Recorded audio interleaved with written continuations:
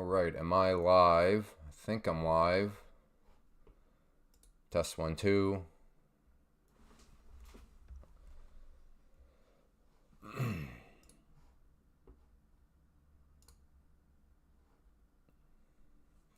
Brian, Mark. All right, I'm officially on fiber internet. I am on fiber. Let's do a speed test real quick.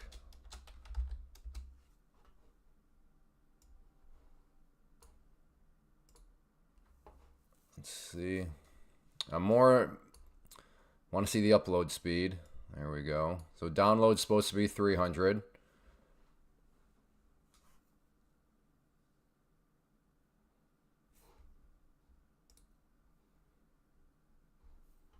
Oh, even getting better. Good. And then upload should be 300. Oh, wow. I didn't know upload speeds could go that fast. Yeah, I could have gotten up to 1 gig, but I don't need 1 gig. All right, I'll take it. So I think the live stream should be like totally smooth sailing, if I understand this stuff right. I don't know. For you IT professionals out there, is that like, I don't. So latency is for, I have, what is it? Oh, that's upload latency. 3 gig. That's crazy. That's crazy. You're crazy, man. What is this? Oh, there we go. Now, I've never seen this before. I've never seen all 5 green circles before with my previous one. Looks good. All right. Thank you, Brian. I was hoping you'd chime in because I know you're, this is kind of your specialty. All right. Well, there we go. So that is why I was delayed. For those of you that were on the live stream yesterday, I did kind of mention that. But I didn't even know it could go up to 3G like Justin's got. That's wild. Okay. Today's just been a whirlwind. With the fiber going in, the market blew up an account, had some sex. It's been pretty wild. So Elon's got 1 gig, very good, very good. It's weird. It's weird how you establish into a routine, and for me to be getting started right now, it just feels so bizarre. Seems like I'm late and everything else. I have quantum fiber. I've never even heard of quantum fiber before, but quantum fiber is, well, what I learned today, Justin, from Brian, who's like a network engineer guy, like some sites will they'll limit, and Brian, please correct me if I'm wrong. So I'm speaking from totally but they limit the amount of upload, and I think as far as access. So sure, you may have access to, XYZ amount of upload, but if the site's no, but you can't have access because our site's gonna limit that, then it seems like, from my understanding, that some of it might be a little bit of overkill. But like I said, that's just a very newbie, ignorant explanation on my part. Maybe I butchered that understanding, but we'll see what happens. Well, first off, as always, welcome. If you are not new here, then hit that like button, as we're going to go for, again, at least 100. I have no idea. I don't know how long I'm going to go. I guess if I go, in theory, I could take us into the close, but that would be over a 3.5 hour stream, and learned yesterday that 3.5 hours is basically kind of my mental cap, where I start to I was telling my wife, it was a bizarre feeling. I literally just did not care at the end. I started not caring about my trades, and it was a weird feeling. But anyways, so I don't know if I'm gonna go to the close because that would be over 3.5 hours. But yeah, we'll make the goal 125 again. I'm just not quite sure what the afternoon crowd is gonna look like, because usually I'm getting started with the late morning crowd. But right now, we're up to 45 viewers already, so that's not bad. So again, if you have been here before and you know that you're going to enjoy, hit that like button. If you've never been here before, first off, welcome. Fantastic to have you. No need to hit the like button because, yeah, you don't know if you're going to like this or not. Market is weird this week. I would disagree in the sense of market is normal this week. I think most of us are going to have to go through a detox process where we start to realize, oh, yeah, the past couple of weeks where things are just rocking and rolling, ripping everywhere. That's not normal. Those are not normal times. Now we're starting to move back to just normal movement. So I think I would say the last few weeks have been weird because that's been the not normal stuff. Now we are moving back into the normal stuff. You have plenty of clean bandwidth. Should be smooth sailing from here. Excellent. Excellent. Thanks, Brian. I appreciate that. Because I am a little worried, though. I'm getting conflicting messages because, I mean, maybe I shouldn't be surprised. But the sales guy was like, oh, yeah, we're working our way out to the gravel roads. Because where I'm at right now is just temporary. We moved to Iowa back in August. We bought a farm. We're going to build a house on the farm.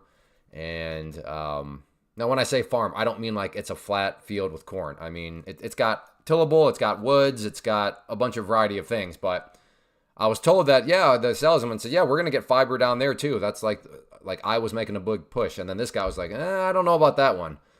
Might be DSL, but I don't know about fiber.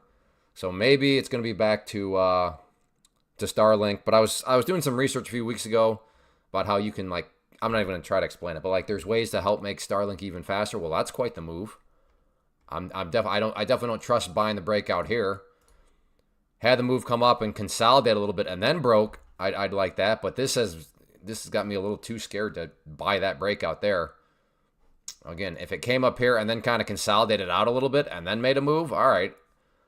But this move started all the way down here, so that makes personally me a little nervous to take that.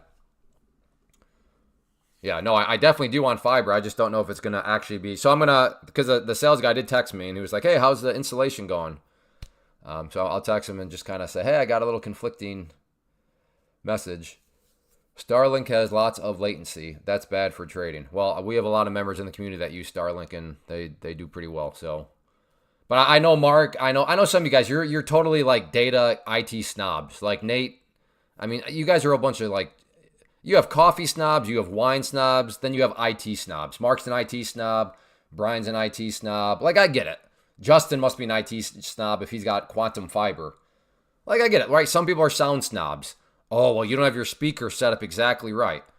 You know, Jim, who's in the chat, Jim's an apple cider snob, right? We all have our things that they're snobbish towards. So, yes, I won't refute that. You know, maybe latency is not perfect on Starlink, but it's, you know, is it bad? Like you can't trade? That's I've seen a lot of people use Starlink to trade, but I mean, I also have to take some of the stuff as a grain of salt because we are. So what's something that you're a snob about? What am I a snob? I'm a snob about deals. Like I need to have a good deal on something.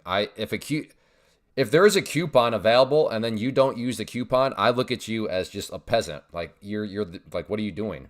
There's a coupon. You could have saved 35 cents. Like, so I'm like a coupon deal snob. Some may call me a cheapskate. I just call myself efficiently frugal, you know? So we all have something we're snobbish towards. So let me know in the chat. What is something you are snobbish towards? Hey, I finally officially got 75. Oh, okay, 75. That's count, but we have one question on consistent rules. Do I have to win? So real quick, Andrew. So on the 75K account, the 50% rule. So for the test phase, your goal is to make 4,500, Andrew. So the 50% rule just says that in one day you're not allowed to make more than 50% of that. Do we have a math genius here? What's 50% of that? 2250? Okay, there it is. So 2250. So that right there, James, you are not allowed to make that any more than that in a single day during the test phase. But once you go and move from the, did I go the wrong direction? Once you make this leap though, and you go from test to pro, once you are in this phase, then there is no, you can make as much money as you want. Barbecue, yes, barbecue smoker snob. And you would be one, Pickles. I remember you said you run do like a wedding catering thing and you do a bunch, yeah. People that smoke meat, they can be massive snobs. Like they look at me as a Traeger guy as like a total sellout. I'm cheating. I get it. Yeah, that's a good one. The smoker snobs. Jim, who's a mod in here, he's one of the first apple cider snobs I've ever heard of or met. But I mean, everybody, like I said, everybody's got their things. Jim prefers that an apple is picked from a certain region and there's got to be certain directions of wind before it can be picked because that solidifies the molecules inside and it causes the sugar structure. He was explaining the organic chemistry, but like something or the sugar structure solidifies in a different way, and it just makes the apple cider that much better. So, but I mean, like I said,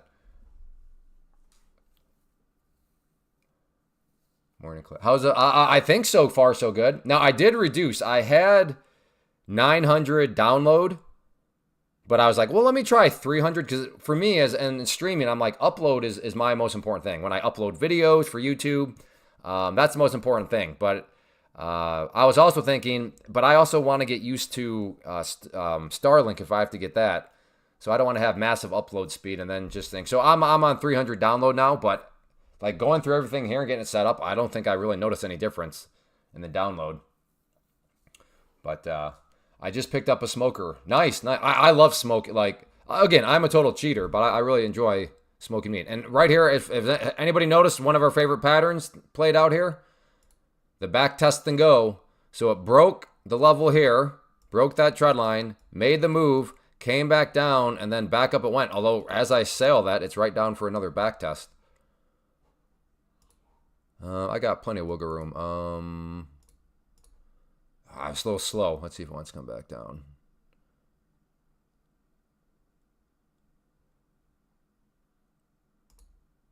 Order filled. Okay.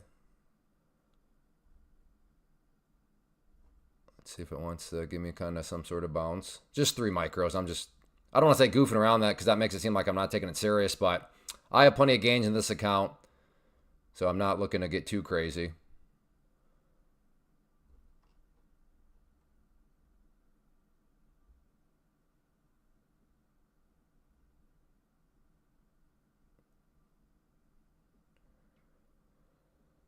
Come on.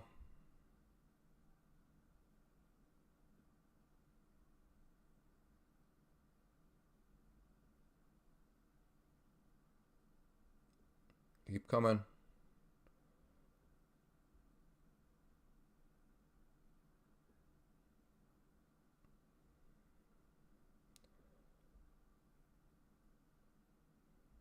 Just want to double check.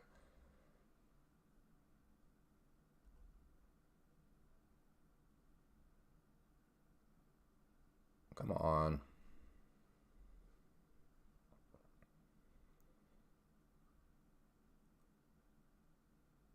Well, I was hoping for a little bit of a cleaner bounce off this back test area, but as you've seen, it's kind of just been putzing around.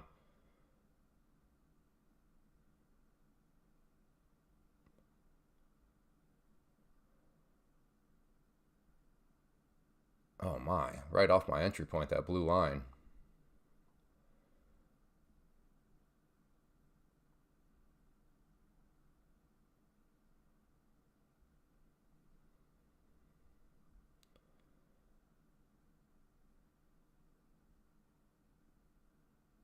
Come on.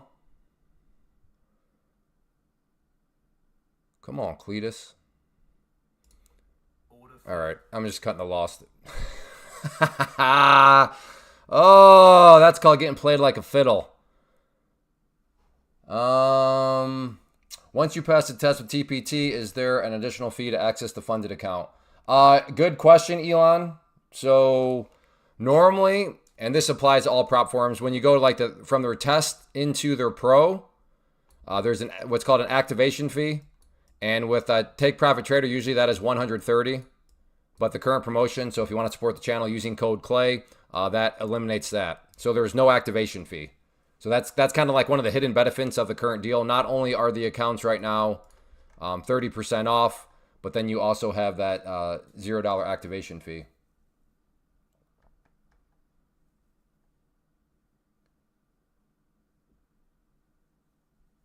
Yeah, Andrew, if you're interested, just send me an email. Andrew,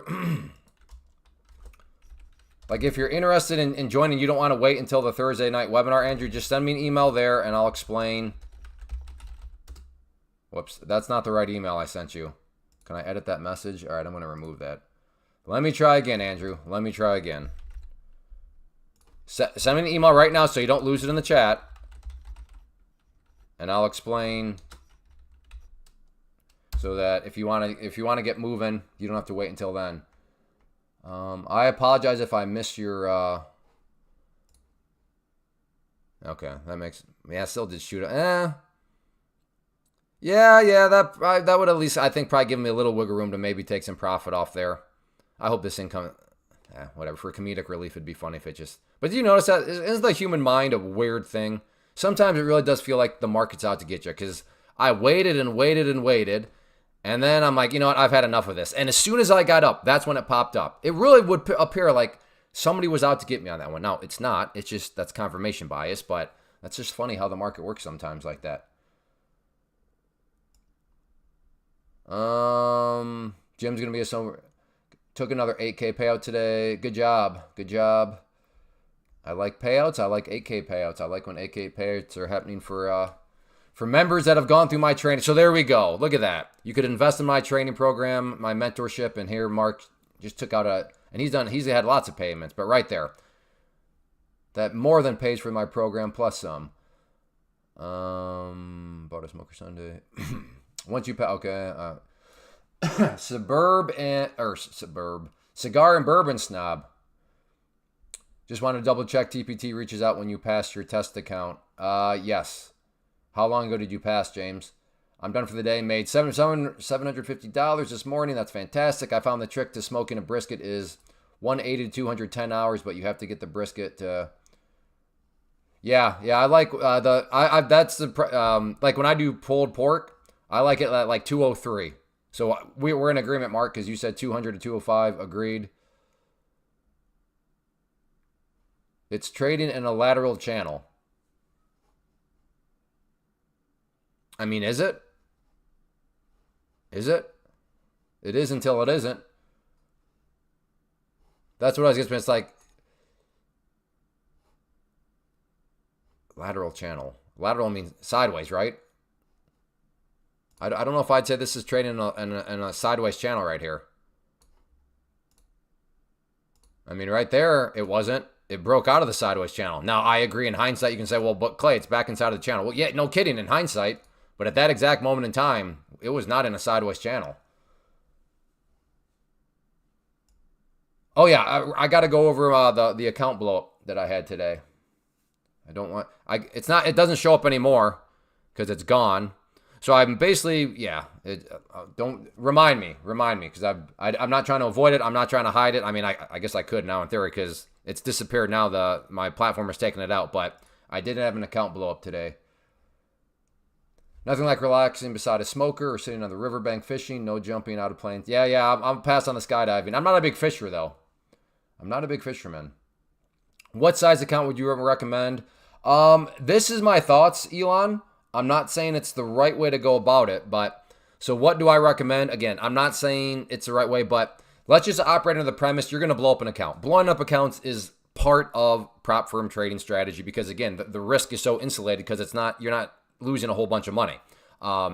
So it's not like, let me just put it, I'm never going to blow an account. Yes, you are. You're lying to yourself. You're going to have blown up accounts. The best traders I know who have made a lot of money, Mark, for example, who just took the $8,000 payout, he's blown up accounts. So it just happens. So under the premise that you are going to blow up accounts, this is my thinking with Take Profit Trader, who I use, is that whenever you get, because so if you blow up an account, then you can get the account back. So the question becomes, well, how much does it cost to quote unquote get the account back? Is it the same price that you bought it for? It is not.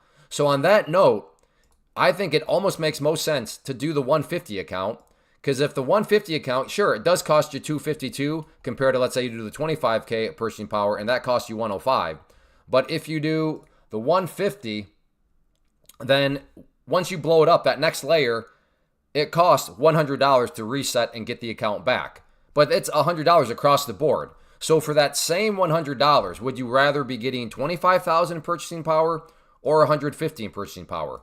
In my mind, I guess give me the bigger purchasing power, give me the bigger drawdown. Again, I'm not saying that is like the way it's got to absolutely be, but I had somebody like last week or a couple weeks ago kind of bring that up, and I thought, that's a good point. How much bang for your buck do you want to get with that second $100? Again, the second $100 coming from the fact of when you blow up an account with Take Profit Trader, they'll let you get the account back and everything like that for the $100. So Does that make sense, Elon? Just, you know, under the premise of what do you want that next $100 to get you? Bang for your buck.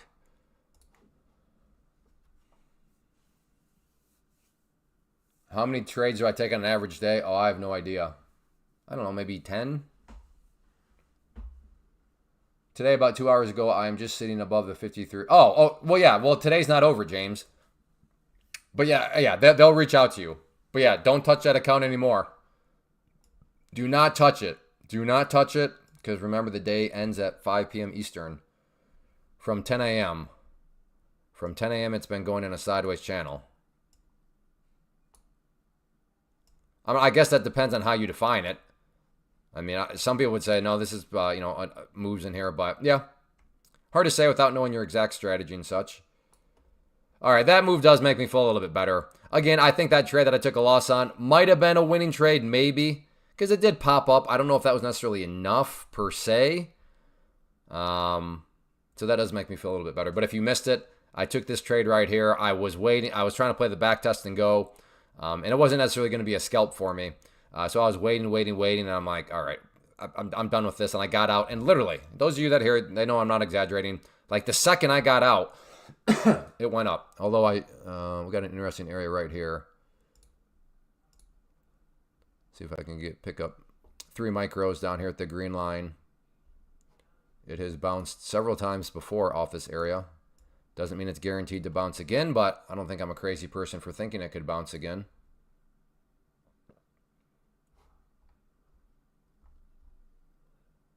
Nice, already up to 29 likes. Okay. If you have not yet hit that like button, make sure you do.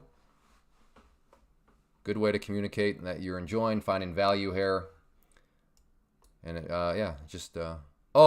something else to just keep in mind. I know some of you are Apex people, maybe you're already aware, but another way to support the channel.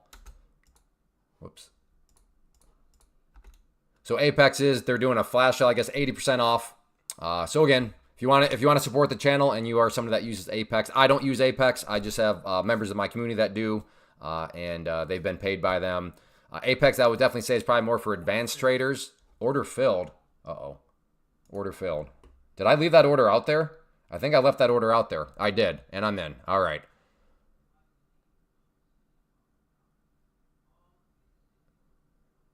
Not the greatest feeling when you forget about an order, and then you hear the guy say, order filled.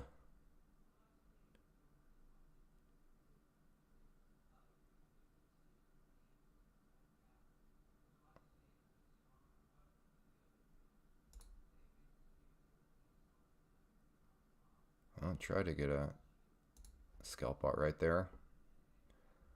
I guess I don't need to necessarily freak out. It was fine. I feel like I'm a little behind. Or a little discon... Because I totally forgot about that trade. Got distracted. Then you heard the order filled. So I guess I just need to relax here for a second. See if it wants to come back up.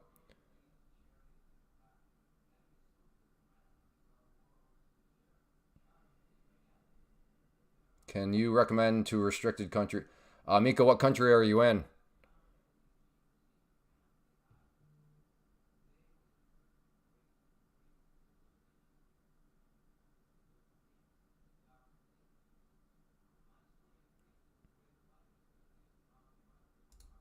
Order filled. All right. Oh, nice. Back to break even. All right. Okay, I don't have any orders out there, do I? Okay. Can you build up an account with little money? Yeah, I guess. So if you want to get started with who I use and recommend, the lowest amount you would need to have is 105. So if you have 105, that gives you access to 25,000 purchasing power. And then from there, if you work your way through the phases, getting yourself into the pro account, then yeah, you could, in theory, make a whole lot more than just $105. So Brad, that would just be I don't know what your definition of quote-unquote little money is. Can you recommend, Mika, what country are you in?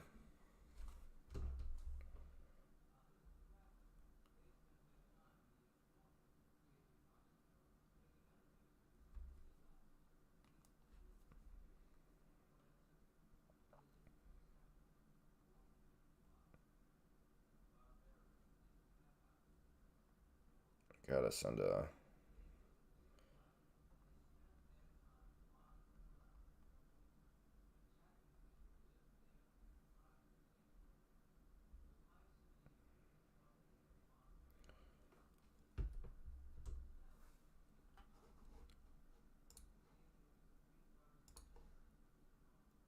Man, that's again disappointed for us pullback players.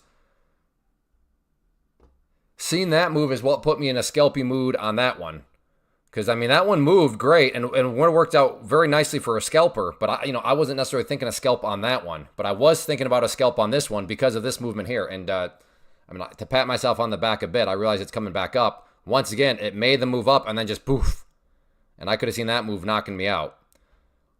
So yeah, I'm definitely going to be more so scalping. So Miko, I don't know if Miko's here anymore, but I'll try to just let's see, where is that at? I think it's here. Yeah. So yeah, here I don't know, Miko, again, I don't know what country you're in, but if you see your country on this list, that's not a good thing. You're in the Phil. I assume that means Philippines. So I think you should be okay. LMNOP. Pakistan? No, you're good to go. No. Sorry. Dang. Oh, you can't even see it.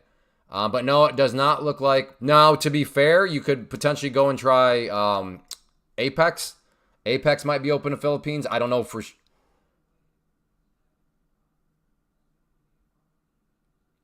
My code's not on there, huh?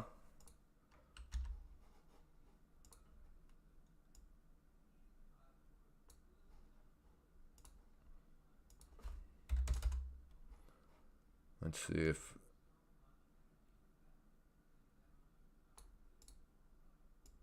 Oh, come on. This is embarrassing. I'm trying to do this. Come on, PowerPoint. There we go. So, Apex, they may be available. Like I was saying before I heard the order filled. If you are somebody that uses Apex, I would not consider Apex somebody that's brand new. They have a lot more different rules and stuff like that. Take Profit Trader is very clean, very straightforward. Again, I don't use Apex, but members of my community use them. They've been paid by them. And yeah, they do admit, yeah, you just got to accept the rules. But so if you are looking for, or like I said, those of you that are already hardcore Apex people, and maybe you're just like, hey, Clay, I'd like to support the channel. How can I do that? Here you go. They're having that sale.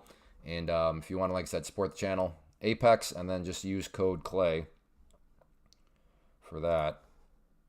Yeah, that's tricky. Tricky movement for sure.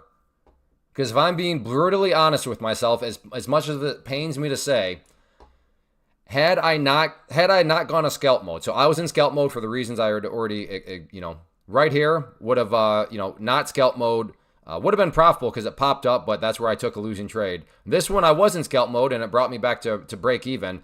But I'm telling you right now, had I not been in scalp mode, and had I seen this and then had the price and then been looking at that candle right there, I would have been out. I would have been, nope, not dealing with this.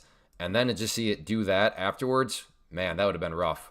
So I'm very, very glad I did a scalp on that one because it's easy in hindsight to rationalize how, oh, no, I would not have scalped and I would have survived that candle. Really? I mean, maybe you would have, to be fair, but you got to be very careful when you judge what you would have done in hindsight because when you know what comes next, it's easy to try to rationalize yourself. Oh, yeah, I would have stayed in, no problem. Well, yeah, of course you're saying that because you know that this is what's happening. But in my heart of hearts, knowing myself, that move would have knocked me out. So I'd be pretty irritated right now. So I'm very glad that I did scalp that. But I'm going to sub right after this message. Greetings. Oh, thank you. I'm not even going to try to pronounce your name. That's a cool looking name, but I have no idea how to pronounce it. Are you serious? Can we get 4 more likes? We've only hit 50 likes in 30 minutes once in the history. We got 20 seconds. If you have not hit the like button, could we get up to 50?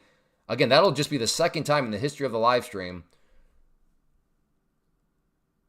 where we've gotten up to 50 likes in 30. Whoa, boom, 53. We may be in record. No, 60 is the record in 30 minutes, but still close. I don't know. Is there, maybe it's, is it better to get started when I did here? This has been a solid group. What day is it? It's Tuesday. Okay. But anyways, yes. I'm going to be scalping just because it seems to be more of a scalping market.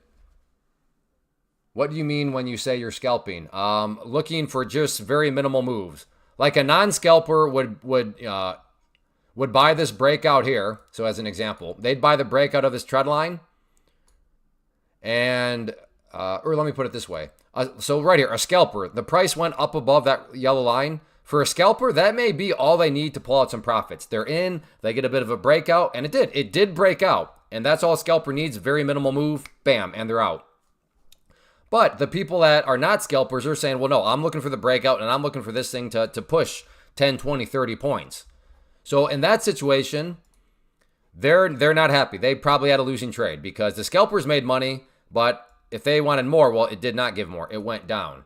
Now, to be fair, there's sometimes, though, let me find one where it would be really stupid to scalp.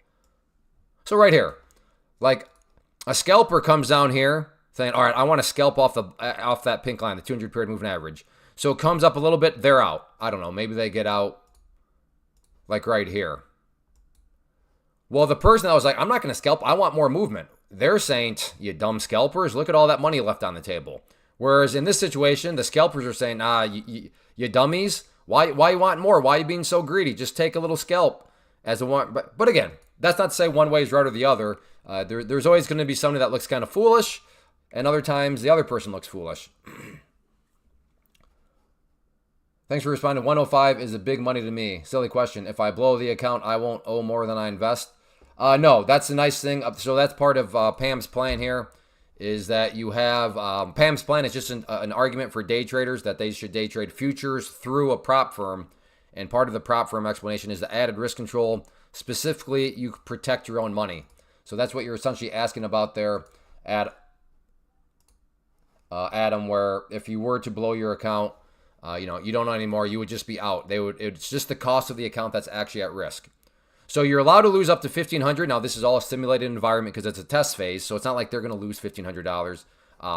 But if you were to lose the $1,500, yes, you failed the test. Yes, they'll take the account away from you. But again, it's not like $1,500 is coming out of your pocket. You would only be out what you caught or what you bought the account for.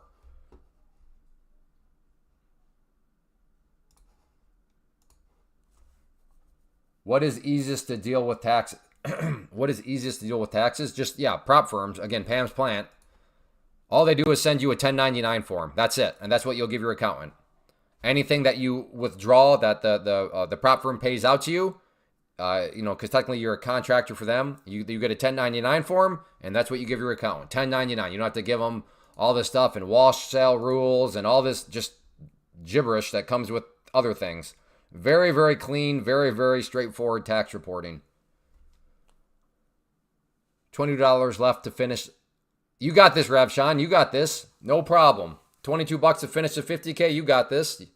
No problem. No problem. So again, right here to ask, the question, well, what is scalping? So right here, that's a little bit of a breakout. I could see a scalper getting enough movement there to pull out a win. Now, for the people that were not scalping and for wanting more, they're saying, I probably should have scalped because at this point, fake break, back down it goes.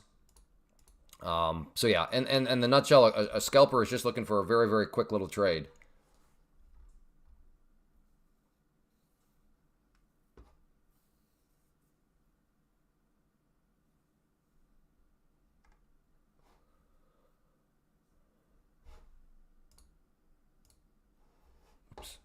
Whoops. To buy here or not. Like I said, this has been a tricky one to buy pullbacks on. I'm going to pass on this pullback. I do like it down here. That's pretty spicy down there. I like it. I got to check where'd my other charts go? Where'd my 5-minute charts go?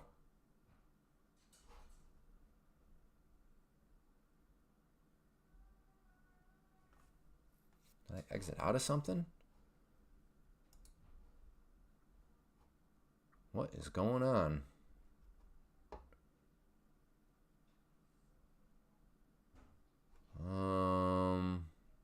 Does anybody know how to bring up like modules? Like how? Like I had a. Do we have any Tradovate people here that? Maybe I just have to try to. Let me just try logging out here. See if that brings up my stuff. All right, let's see. Well, let me try to log back in. I'm missing some of my charts. I don't know where they went.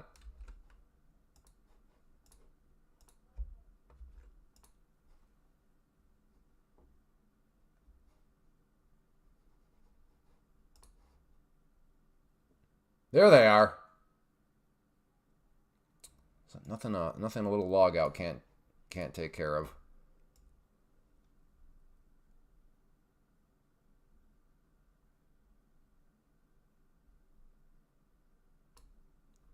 There we go.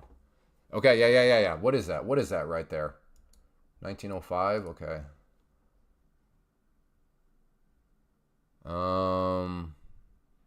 Yeah.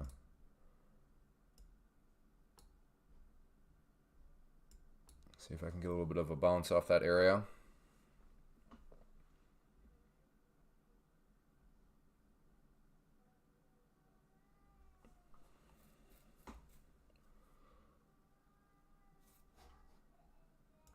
See if it wants to pull back some more.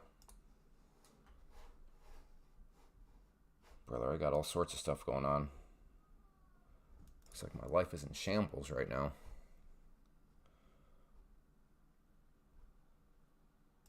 There we go. All right.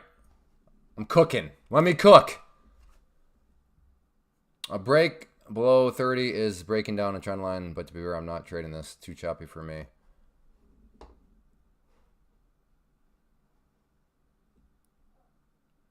And we'll see if it wants to. Maybe I should be down at these lows here.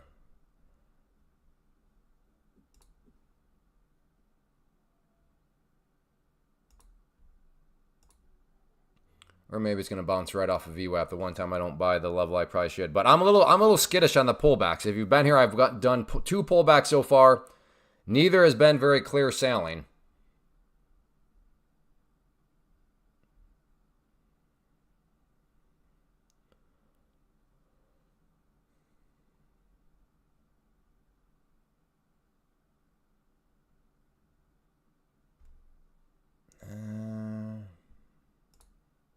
Cancel that out. It's starting to feel a bit knifey.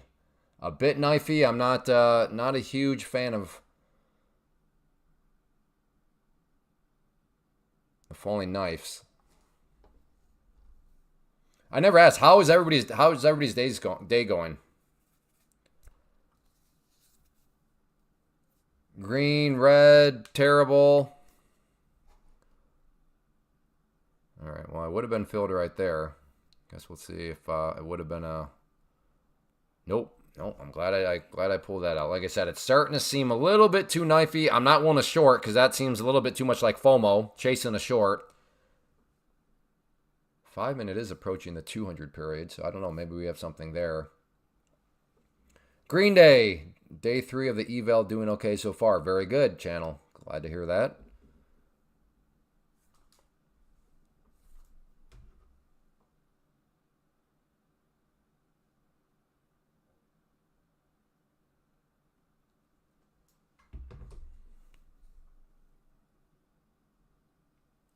Now that I've subbed, my day is all of a sudden wonderful.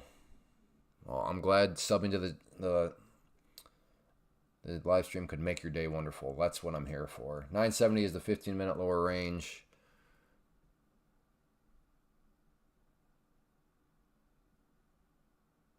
Okay. So that was Mark's lower range. Great bounce point. Let's see if it can bounce from right on there. Had 3 green trades in a row. Hey, good job. Good job, Emmy.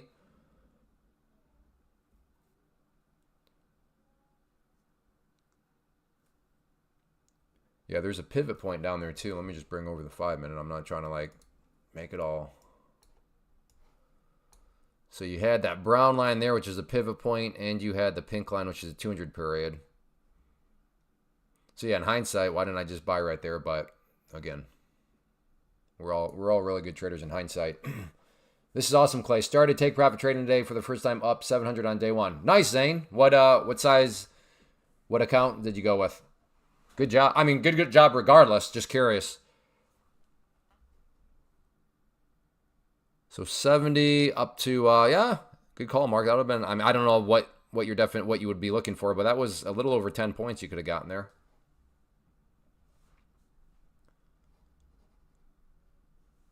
$50K, nice. Yeah, just remember you can make up to 1,500 per day on that during the test phase. After that, you're good to go. Clay, can I buy 5 pro accounts with the balance from my account if I earn enough or through? Yes, yeah. So what you could do, Rufsan, is if you start to make money in your pro account, you would move it to your wallet, and then from your wallet, you could either request it into your bank account, or you could use that money to purchase more accounts.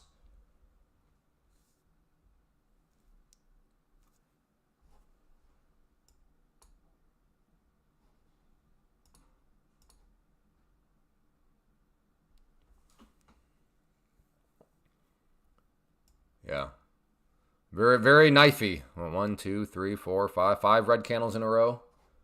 I need to get rid of these. These are from I don't know what. I guess I could get long here. I got a clear stop right there. What would my stop be? That's not terrible. Yeah, I mean, now it's making a move up.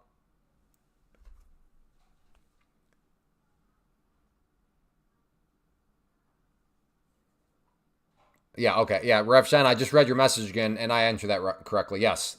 Once you start making money in the pro account and you move that money to your wallet, at that point, you can use the wallet money to buy more accounts like you're asking, or if you just want to have it sent right to your own bank account, that is a choice.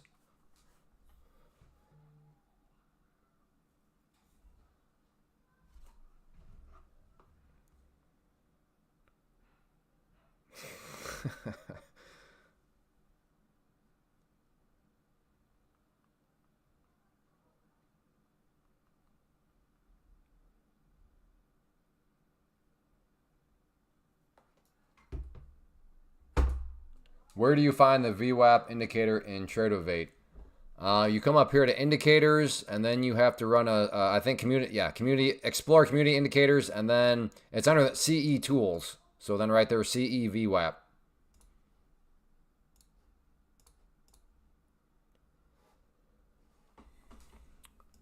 Oh, I could do this, and I will do this actually. I'm willing to get short here. And then I'll put my stop right up here.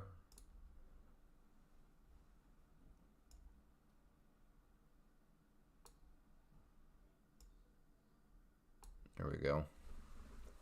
So we'll get short at that red line for you beginners out there. Short means making money if prices go down.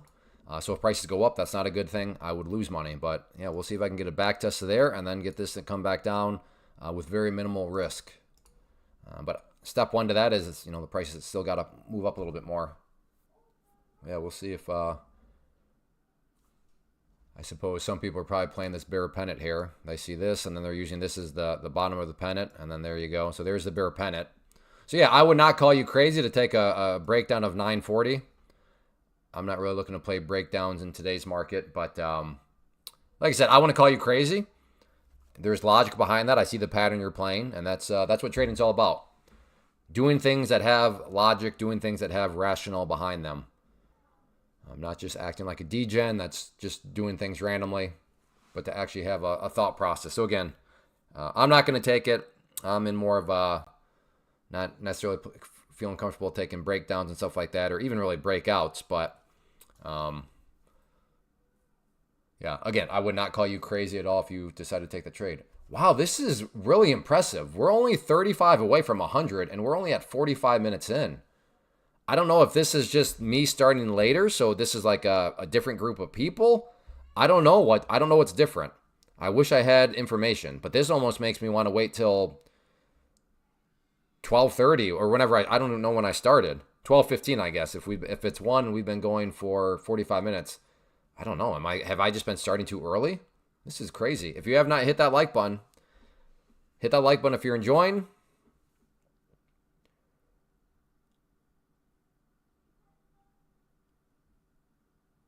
All right. Maybe we'll get some sort of bounce. And I'm looking to... Because if it comes up here, you know, and fills me, I mean, I'm still basically playing an upper part of the bear flag pattern. So the premise of the trade plan would just be that it's coming up here and we'll reject back off the top of the pattern. Now, maybe it doesn't. Maybe this is a truly strong bounce and ba-boom, there it goes. But it's not really ba-boom for me because that's what a stop loss is for. Or do I just come down here and go long with the stop below yesterday's close, which is what that orange line is? Choices. Like I said, I don't think that's really crazy. Not at all. Can you still buy stock through the phone? Brad, this is futures. This is not trading stocks. This is trading futures. If you do Pam's plant, which is trading futures through the prop firm. So what I was showing you earlier, Brad, was a prop firm. That prop firm is for futures, but you wanted to be doing futures anyways. Pretty nice setup. Stop over 19,000 with VWAP. Yeah. I think it's a nice setup too. We'll see what happens. If this is the start of a truer bounce, well, then I'm going to have a losing trade. But if this is a little dead cat bounce here and just part of a little bit of a bigger bear flag, yeah, could be looking at a nice trade. I think play the bounce. The candle before it looks like it's creating a support. Yeah, maybe. Okay, getting close. That red line is my entry point. I'm going to move it up a little bit closer to VWAP there. There we go. Make that risk box even a little bit smaller.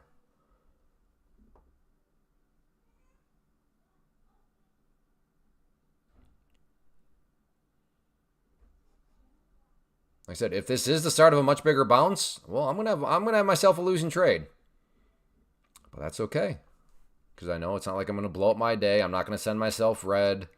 I got plenty of cushion, all that. Now, the only question is it about to get rejected off the pink line and not the VWAP?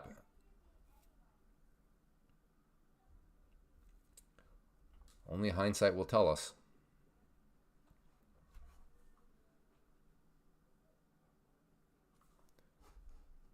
Like I said, right now, looking to play basically... I guess you could look at it as a bear pennant. You could look at it as a bull flag or bear flag, depending on how you draw your lines. But just looking to play the upper portion of the pattern and see if we can get the rejection down. Okay, getting close.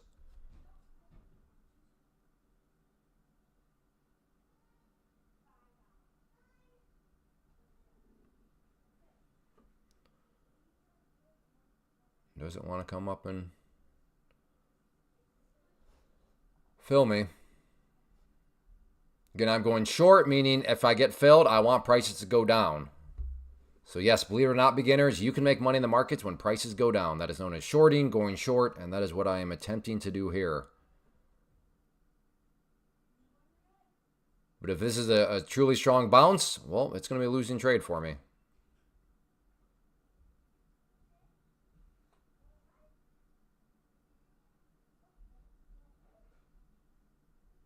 Okay, I'm in. Let's see if it wants to come back down, or this is not going to be a scalp for me. Uh-oh. Pushed up through VWAP with no problem. That's a little scary. If it comes down and gets near these lows, I'll bring my stop down. Like I said, I want to see it down at these lows, and then I'll get my stop into winning territory.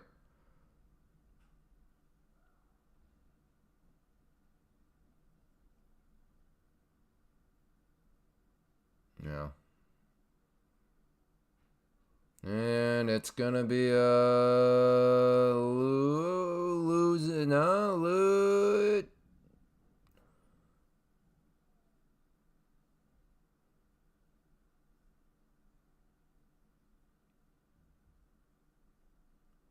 I don't survive this, do I? I don't survive this, do I? No way. I don't believe you. I don't believe you. You're just toying with my emotions. I don't believe you. I don't believe you. You're just toying with my emotions. Did I actually just survive that?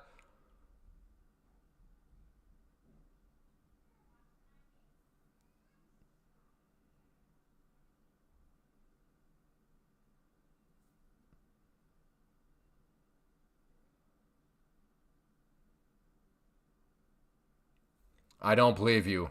Nope. You're just toying with me. Yeah, you're going to come all the way back up and get me, aren't you? Come on, push down through that pink line. I think we can get some, if they can get down below that pink line, we should be able to get some movement. But yes, that pink line is now behaving as support.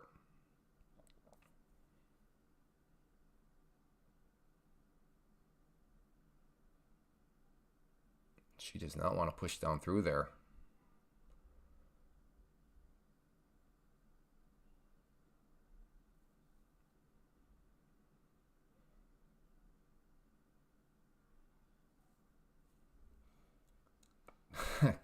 Come on, Cletus.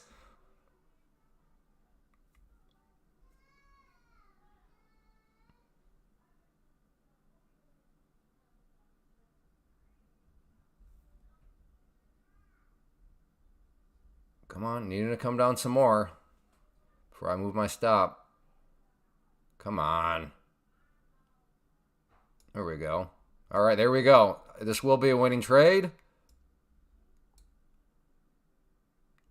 There we go. I'll take it. Yeah. If anything, I should have what I should have done is reverse what I did. I should have just taken out one down here at these lows, and I should still have two right now with maybe a looser of a stop.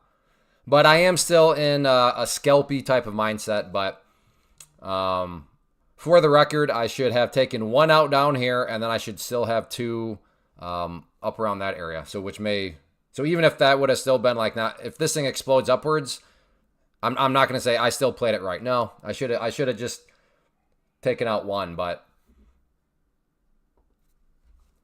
okay, so this is such a good example right here. Has anybody ever heard of, or maybe he's under their pressure, they're hunting stop losses. Algos looking for stop losses. I don't use a hard stop because the algorithms are hunting for stop losses. If you have ever heard that or you believe that, here we have a situation where this is why I say I fully disagree with you. If you saw that trade, you saw that candle there, like it hit my stop loss. If it did, it maybe didn't hit it exactly, but it was like a tick away from hitting it. So if these magical and mystical algorithms and magical and mystical things that are searching for stop losses and blah, blah, blah, why did they not take me out there? Why? Now, I would submit because that stuff's all nonsense. I would submit it's a logical fallacy in your mind. It's a confirmation bias where you have some sort of bias.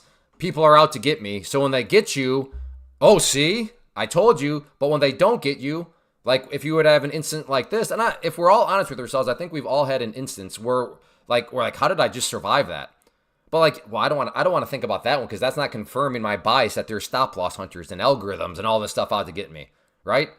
Like we don't want to think about those in situations. But if you're honest, I bet, and you've taken enough trades, I'm sure you've had several that look like that, where you're like, how did I survive that? That literally knocked right on the door of my stop. It didn't stop me out, and then I ended up with a winning trade. So, like I said, perfect example right there of the whole don't fall to nobody's out to get you. There's no market makers out to get you. There's no algorithm out to get you. Nobody's hunting your stop losses. No. If there are people out hunting stop losses, algorithms designed to take stop losses, again, why didn't they take me right there? It hit at my line.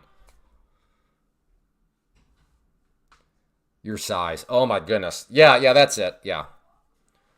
So they're willing to take 10, but they're not willing to take 2. So had that been 10, the market would have come up more. Gotcha.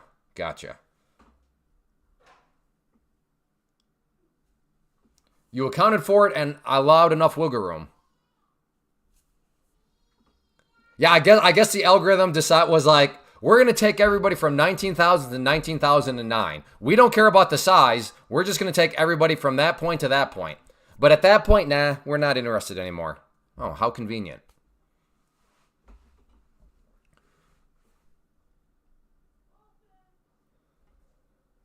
Anyway, so there's my weekly rant. I try to only rant on that one once a week. Again, I grew up in the age when I got in, like in the penny stock world, it was always the MMs, the market. Is anybody old enough? Does anybody get started in the penny stock world? Remember everybody blaming the MMs for everything? Oh, it's the market makers. Oh, it's the naked shorts. Who Who else remembers those times where the market makers were blamed for everything? When in all actuality, maybe you just had a bad trade plan. Maybe the market's just, sometimes that's how it moves.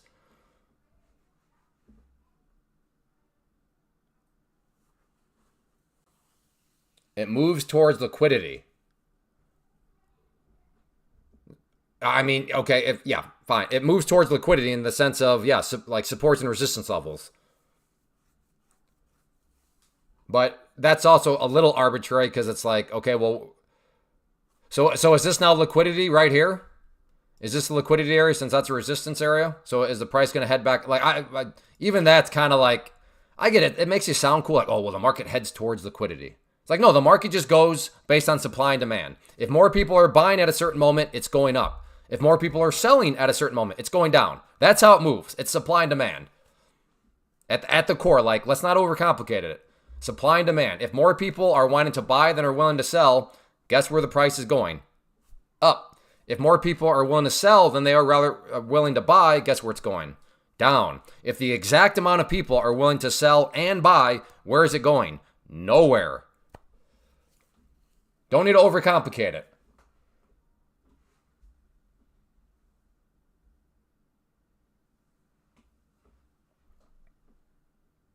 Well, thank you, Andrew. I appreciate that.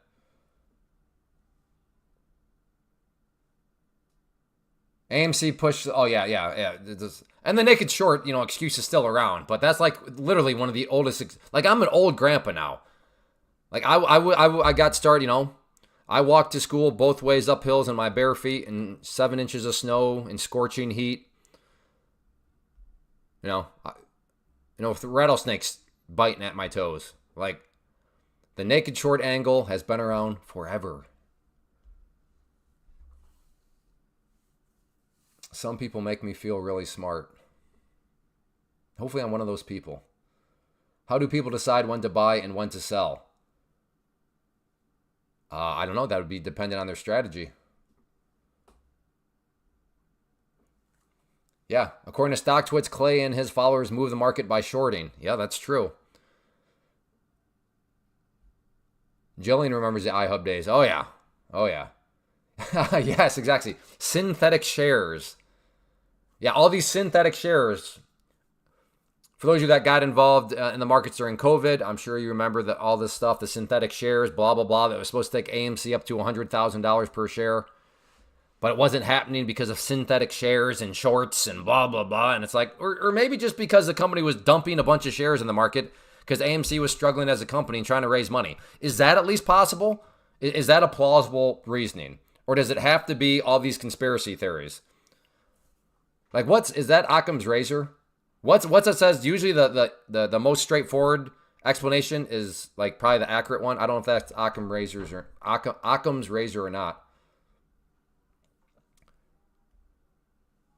So is this called consolidating? Yeah.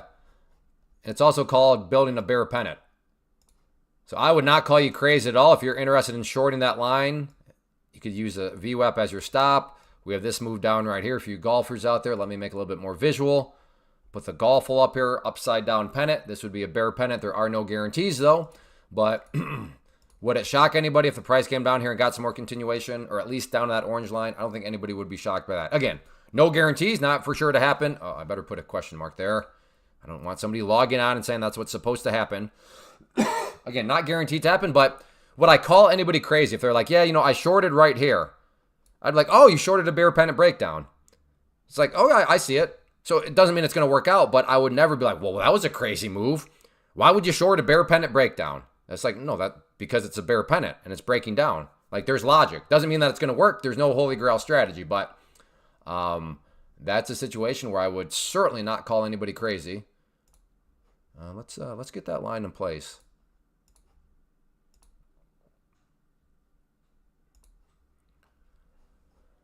All right, it's knocking on the door.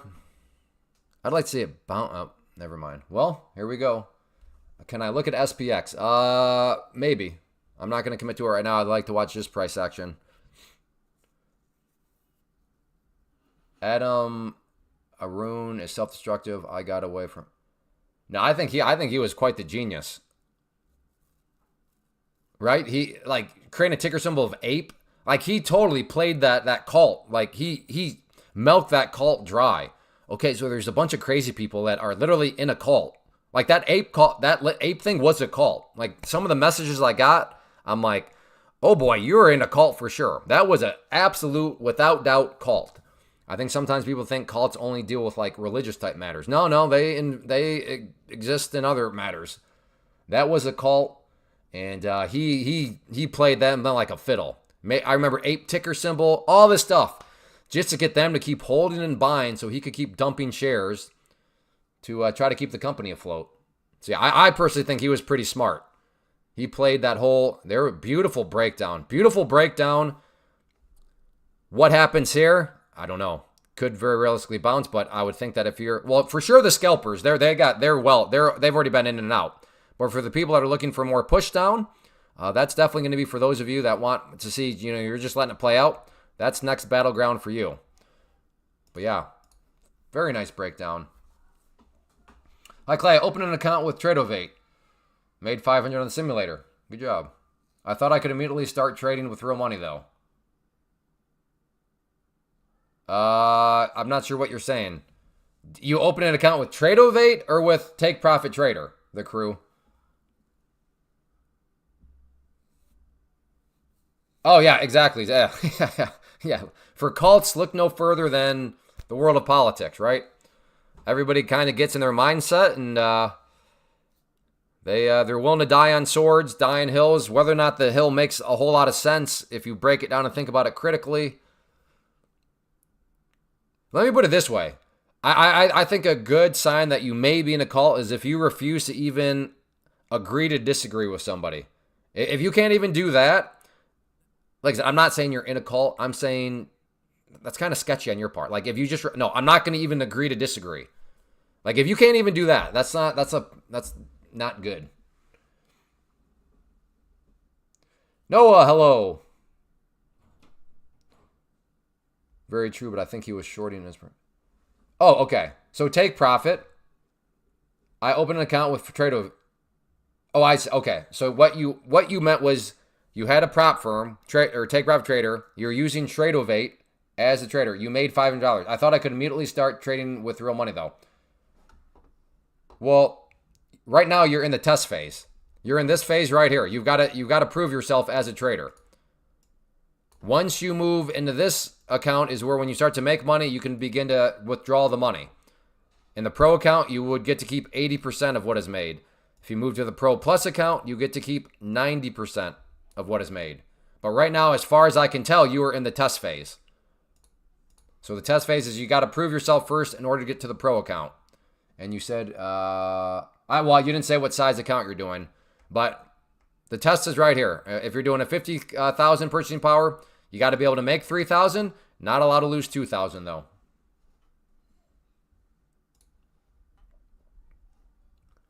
I'm in the Pro Plus Plus account. I get to keep it all. Is that your way of saying you don't use a prop firm? You're just trading your own money? Or does Take Profit? No, that must be you're kind of just one girl lost $500,000 because she wouldn't sell. Oh, on apes? Yeah. Oh, yeah. The ape, it was a total cult. I mean, there's still apes out there. There's still people that think AMC is going to 100,000 or whatever because, all that, and they have all these reasonings. Okay, yeah, 50K. So then your test right now, the crew, to get to the Pro account is you got to be able to, well, I was just saying, you got to be able to make 3,000, not allowed to lose 2,000. A couple other minor rules, but that's what you're currently trying to do right now. So good job on the 500. You got 2,500 more to go, so not too bad. One day, 500.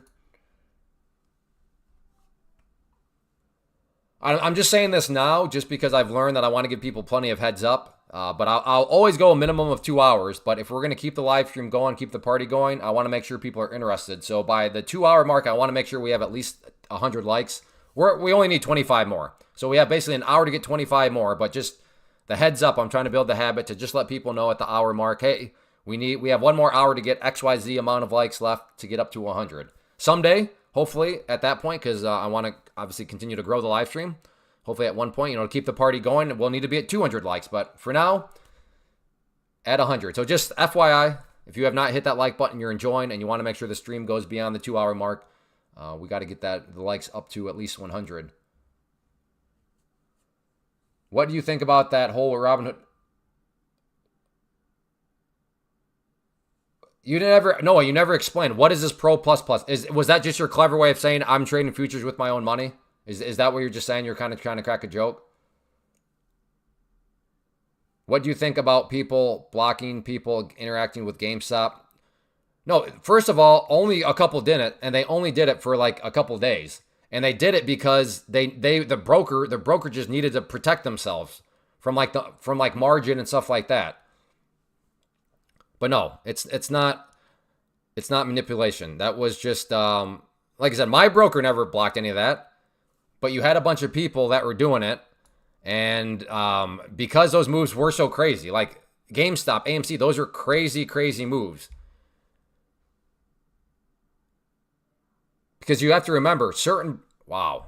Well, congratulations if you took that breakdown on the bear pennant. Again, the power of charts. But no, that was all blown out of proportion. It was all a bunch of people that were looking for any and every excuse to not be able to blame themselves for drinking Kool-Aid and falling into a cult.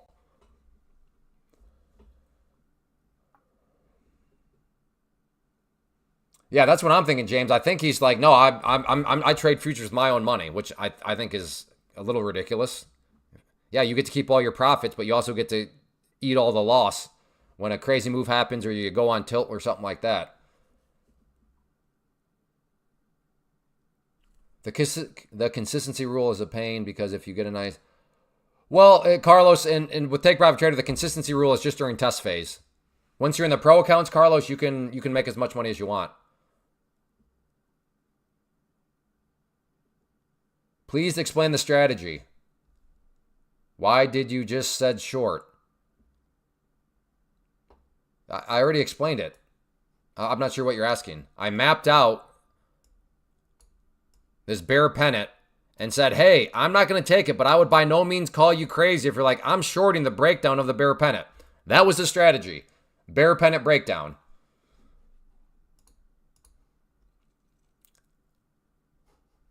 Yeah, that's crazy. Like, again, are you in a cult? If you're just, that guy could be like, go. I mean, he literally could. That Roaring Kitty guy could be like, go get some cyanide, put it in red Kool-Aid, and drink it. And there would be at least a few people that did it just because Roaring Kitty said it.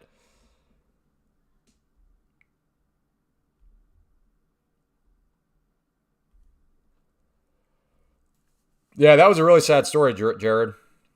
And again, that's just the dangers of not understanding what you're looking at. So it's a shameful thing.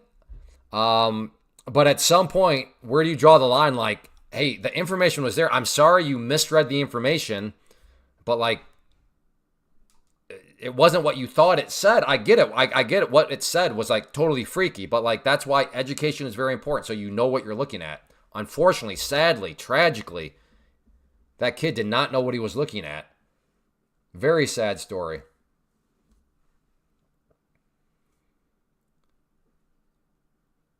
Does this channel have playlists from basics? I have a lot of free stuff. I have hundreds of hours of free stuff.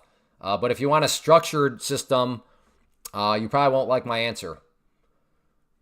If you want my structured training, you're probably not going to like what I have to say. Noah, I'm waiting for you to answer my question. What is this Pro Plus Plus account? Like, I'm starting to wonder if you're even a human. Like, you keep asking questions, and I try to interact with you, and then you just, like, plow on to, like, the next question. Are you an AI robot, Noah? Carlos, the good thing about funded accounts is that you don't have the problem with minimum margin in the broker for... Oh, yeah, exactly, Carlos. That's everything. I mean, if you're using your own money with futures... I mean, all the margin, all that sort of stuff is crazy, but with the prop firm, they just make it so simple. They're like, all right, for the 75K account, this is as much you can do. You can get 9 of the very volatile contracts in the trade, or you can get up to 90. Poof, that's it. There you go. Like there's nothing complicated about it. Well, how much does this actually get me? Like that's a valid question, a good question if you're using your own money. But with the prop firms, you just know that for $171.50 for the 75K account, well, you can get up to 9 of the very volatile contracts or 90 of the less volatile ones.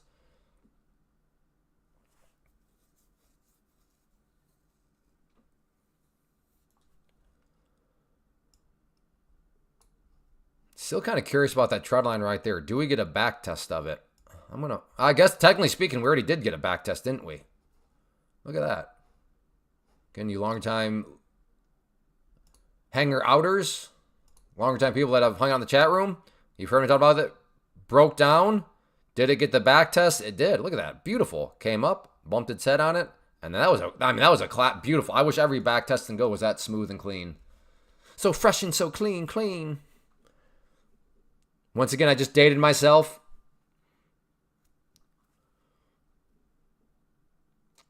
Ain't nobody else like got me.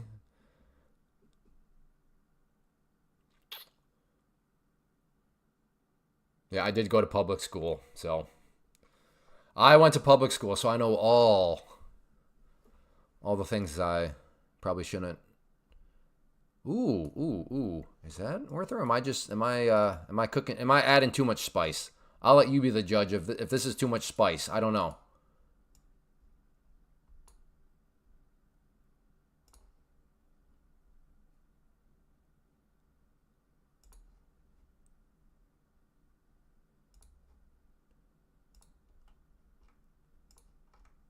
I don't know.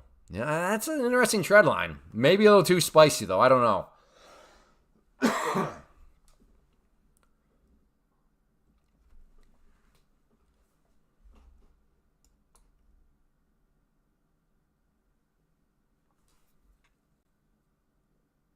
Oh, okay. So I mentioned earlier that I blew up an account today. And this is, if you are not familiar with Pam's Plant, this is just the power of Pam's Plant and prop firms. So this thing was trending up beautifully. I'm like, all right, I don't want to chase, but, if we can get some sort of pullback, that'd be great. Oh, look, this pink line here, which is the overnight high, had acted as a beautiful level of support. And then it started to pulled back some more. And then right here, beautiful. This candle kind of stretching itself out. Booyah right there. Move upwards. Let's go. Let's get some more follow through. And then you can see there was follow through, just not in the direction I wanted. And then boof right there. And that account gone. So if this was you and you had taken that trade, and this was a 50,000 account that was roasted. But I want to show you the power. So right here, Pam's Plant, the argument, how you have that added risk control and how you can protect your own money. Because had you been using a prop firm account and had that happen to you, then again, the loss that I incurred was over $2,000. So this was you and you had taken that trade and your loss was over $2,000. Yes, you would have lost the account. But did you actually lose $2,000? You did not. What you lost was just simply the cost of the account, which would have been $119. And then you could go and get this account again, which is called a reset. You could reset the account for $100. Whereas, again, if that was my own money, if that was me using, and this could be, let's just pretend that chart was like a stock or an option or crypto or a Forex, anything you're trading. But if you're using your own money, those sort of crazy, nasty moves that just baboosh, flush and just like that, and you get caught in one of those like I did, and poof, $2,000 gone. Again, for you, that's $2,000 out of your wallet, out of your purse, out of your satchel, if that's a thing. But here, for me, for you, if you had done this, no, it's not $2,000. It is, quote unquote, you blew up the account, but it would only have cost you what you purchased the account for. So right here, $119. But if this was on like one of your resets anyways, then at that point, the cost is only $100 at that point. So that is the power of Pam's Plant. Sure, an argument can be made, well, you don't get to keep all your profits still, because here, once you go to the pro accounts, you only get to keep 80%, or you only get to keep 90%. I want all my profits. You know what? To me, that's a very, very good trade-off. You can have a little bit of my profits if I have all that downside protection, because all it takes is one crazy move or one bad day for you to lose your temper, start to revenge trade, start to force trades, and then you're looking at a mess. And now that can happen with prop firms. I'm not denying that. I'm not saying a prop firm does not protect you from having those mess days where you're just like, wow, I made a mess of things. All I'm saying is when you make a mess of things, yeah, maybe it costs you your account. Maybe the account is gone because your quote unquote mess is 2,000. But if you have one of those, I made a mess of things with your own money, well, then that $2,000, that's your money. But here it's not just cause you to fail, but your own money is only $119. So, because I can only speak for myself, I've had bad days where I lose my mind, where I go on tilt, I revenge trade, I force trade. But even on some days where I'm behaving fine, but sometimes just crazy moves happen, crazy spikes happen. And you're like, whoa, that was nuts. But to know that you have that built-in risk protection, to me, it just makes perfect sense to be using a prop firm. But yeah, so that's what happened there, just poof. The account's gone. So the way the broker works is once you reset and all that sort of stuff, they'll take the accounts and they'll remove them. So nice, it looks nice now, all nice and green. This day here, I maxed out this account essentially because on this phase, but on my pro accounts today, the past couple of days have been a little tricky. Right, I just been going very small. But yeah, so that was my day. Do you have to have a cell phone number to use Take Profit Trader, or can you do the verification process on a home phone landline? I don't know, Ken. I do not know the answer to that question. You might need an email. They might be able to verify things through. I don't know. Does anybody here that's used Take Profit Trader, do they ask for a cell phone? I thought they just verified things through email. Do you have an email, Ken? Again, we got to get this up to 100 likes if the party's going to continue. So if you have been enjoying and you have not hit that like button, make sure you do hit that like button. Buck Nasty. Hey, Clay, what are the risks in using a prop firm for a beginner? Sounds like I'm only at risk the month fee. Oh, and thank you for... Does that... Correct. The only risk you have is the cost of the account. So for the 50,000 purchasing power, your risk, Buck Nasty, is 119. And I should note that yes, it's monthly, but once, and this is a great thing, I love it. Once you do go from test into pro, that monthly fee goes away. So there's no monthly fee here. And that's also why I tell people just try to get through pass your test within. I mean, you have to go a minimum 5 days anyways, but try to get through it in a month so you don't have to pay that monthly fee again. But yes, worst case scenario, Buck Nasty. If you blow up your account, you're just out the cost of the account, and then you just that's it. So it's not like it's going to keep charging you the monthly fee or anything like that. Who still uses a landline? My parents have a landline.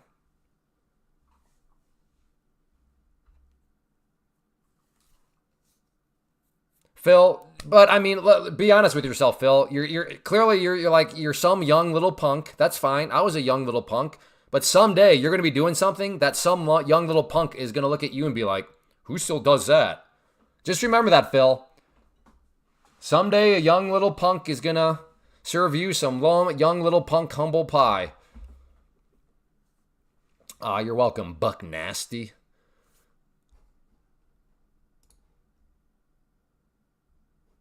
Yeah, I think I don't know if that was. We do have ourselves another bear pennant forming. Is this one gonna get more follow through? There it is. So basically, right up here, top of the pattern, bottom of the pattern, and then that move down. I guess you could do it from right around there. Golf hole up here, upside down pennant pattern for you golfers out there. So bear pennant. Well, whatever you are, middle-aged punk. You're a punk in some way. All I'm saying is there's going to be a day when some punk looks at something you're doing and being like, "Who does that still?" Okay, a middle-aged punk.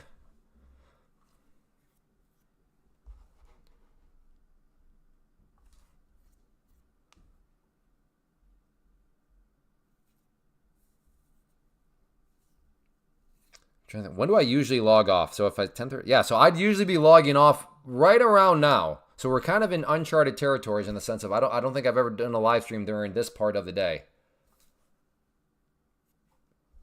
Yeah, I'm excited to see how it goes. I was telling people earlier, I want to say, yeah, I'll take everybody through the close, but yesterday and other days have kind of been, yesterday was definitely the confirmation point that like at the 3.5 hour point, I'm toast.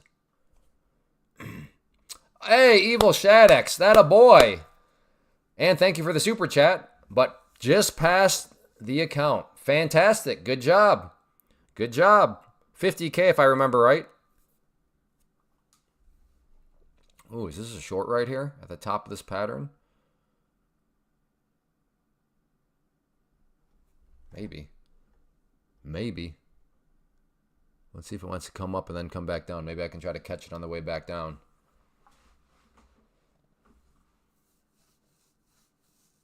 Yeah, the 50K. Good job. Just don't trade it anymore. Don't put yourself back below your price target. How many days did it take you out of curiosity?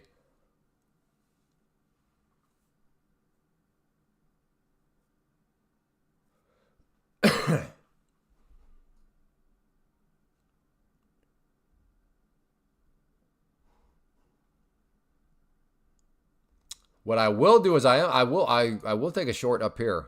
Not only will this be the back test of that trend line that was beautiful earlier, but it's also got some other congestion up around there. You have the VWAP, you have the pink line right there. So that is where I'll look for a short. In fact, let me just get a short order out there right now. There we go. So that red line, if it wants to come up there, I'd get short. I think this is day 7. Very good. Very good. Well done. Well done. Always a good day when tests are getting passed. Raphael, almost 8 years watching. Thank you, Raphael. First time on the live stream or just in general? We got to check the headlines. Got to do this new segment every now and then. I know some of you did a poll, I think back last week or something. But we were like, yeah, no, it was fun to talk about some comment or some current events. So we'll do that right now, and I'll listen for the order filled voice.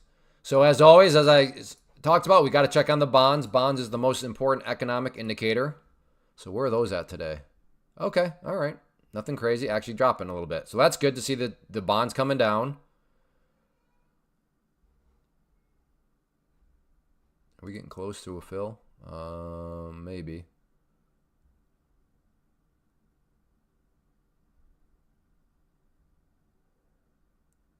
All right, is it going to come up? I should really move it up a little bit more, get it towards that. Towards the trend line itself. Second day watching. Very good. All right, let's see what else we got in the headlines here. ChatGPT for taxes. I don't know. That seems a bit sketchy right now. Go away, honey.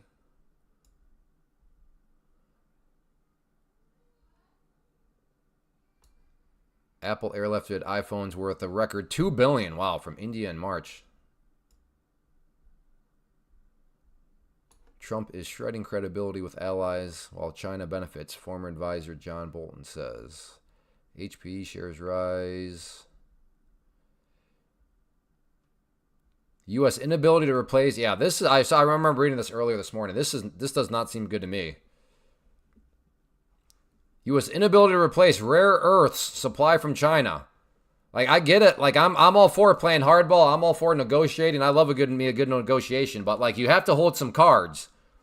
And I don't know who the CSIS is, but just operating under the premise that that's true. I don't know if we have a whole lot of cards, assuming we still want all our cool little electronic gadgets and stuff. So yeah, an inability to replace. That seems a bit like we don't have a card. Oh, so close, yet so far away. All right, I'll cancel that out. I'll leave it in there. We'll see if it maybe makes another move up there. As China imposes export controls on rare earth material or rare elements, the U.S. would be unable to fill a potential shortfall, according to the Center for Strategic and International Studies, and this could threaten Washington's military capabilities.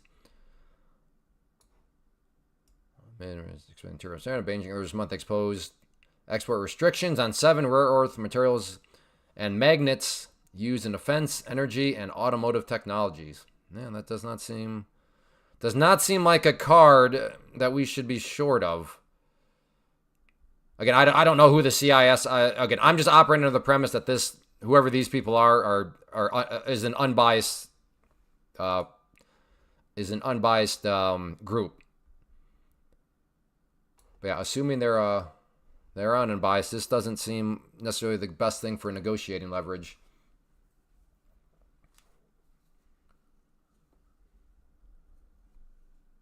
How many micro can you trade? It's all right on that page, Andrew. 75, you can do up to 90 micros.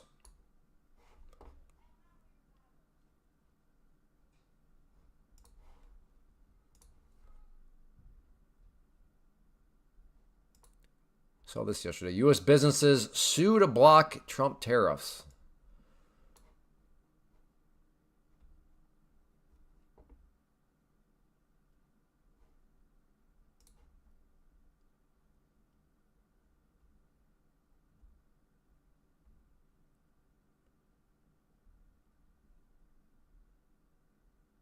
Liberty Justice Center, which is representing the owner-operated companies. Okay.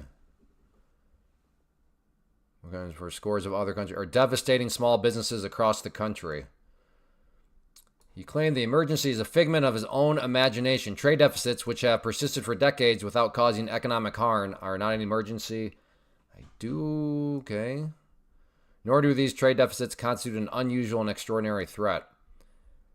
Yeah, I think that's often misunderstood, trade deficits. Like, we have trade deficits with countries because we're like such a rich country that we can just buy so much of people's stuff. And if we're buying it from poor countries, well, they're poorer countries, so they're not going to be able to buy as much stuff from us. Like, United States sells like the technologies, pharmaceutical, like we sell a bunch of like cool stuff. Like, and again, for any non-Americans here, I'm not trying to, but like, United States, like, Silicon Valley, right? I mean, we come up with like really cool stuff, but this stuff is very expensive. So, I mean, of course we're going to have a trade deficit with Vietnam. Vietnam we're buying like socks from and t-shirts from. But like, are we supposed to expect Vietnam to buy a whole bunch of super expensive stuff from us when, I mean, no disrespect to Vietnam, but like they're Vietnam.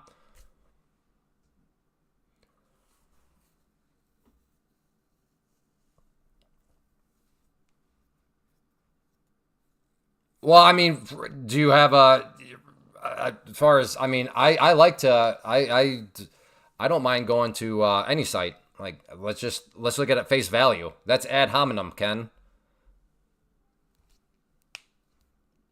I mean, feel free to push back. Like, are you shocked that we have a trade deficit with Vietnam? Ken, do you think that Vietnam should be purchasing a whole bunch of our stuff? Like, where is this money on Vietnam's part supposed to come from when they're selling us a bunch of socks and t-shirts? Like, to me, that has nothing to do with the news source. That's just like an economic idea. Nope, as long as you didn't go over 90.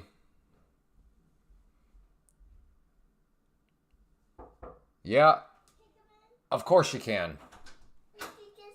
What? Clay, how many M can trade is the limit per day to pass the test? Unlimited. It's just per trade, crew.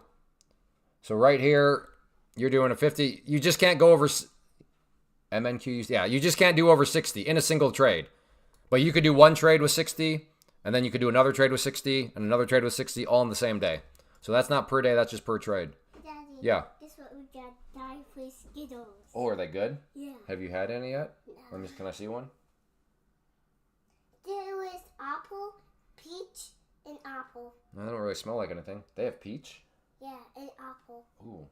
What color is the apple one? I don't know. Oh. Are you eating it right now? No. Well, try it. Let me know how it goes. Nobody can see you. Nobody's watching you eat your little Skittle or your little jelly bean. Is it pretty good? It's kind of like mango. Tastes like a mango? Very nice. You can get mangoes. Yeah. For one time. Yeah, we haven't. We have pineapples, though. Yeah. All right, Daddy's on the live stream. See you later. Bye. The economic theory says that developed companies should be providing goods to the underdeveloped ones, and the investment should be going to the underdeveloped ones. I'll have to read that in. Says that the developed companies should be providing goods to the underdeveloped ones, and investment should be going to the. I mean, yeah, I think it's good to get. I think it's good to get. Says that developed countries should be providing goods to the. Yeah, okay, yeah, goods. Well, I guess I don't know what goods you're talking about. But like I'm all for like getting Vietnam to just stick with the example, like the newest greatest technologies. I'm for that, but we just can't give it away. Like just like we can't expect Vietnam to just give their socks away to us. Like, hey, just give us their socks. Just give us those T-shirts. We don't want to pay for them. Like, I mean, that's a two-way street.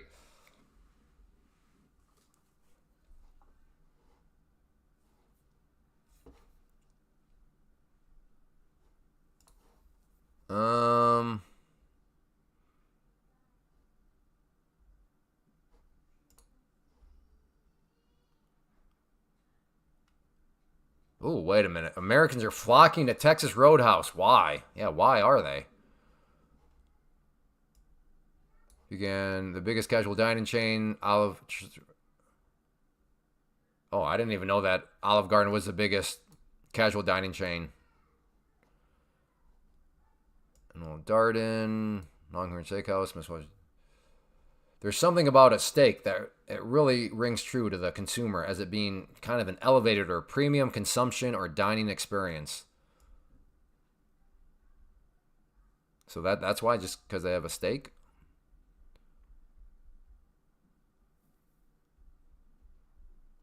Value is another. Okay, that would make more sense. Value is another driver of key sex. The cost of beef is volatile. Hey, got to get in some beef futures. Trade some beef futures.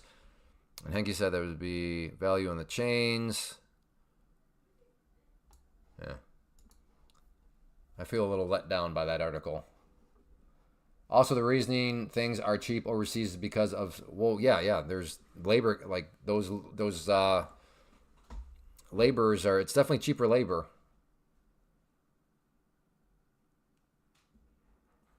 Yeah, I just saw, how do I post that here? It was fascinating. Like it was just, I think it summarized so much. How do I get this? Let me think through this. Let me cook. This is a pretty interesting.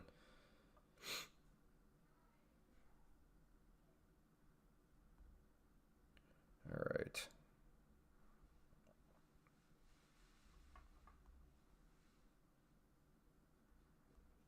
Where'd it go? Oh, there it is. All right. Yeah, let me email this to myself real quick. This is an interesting discussion here.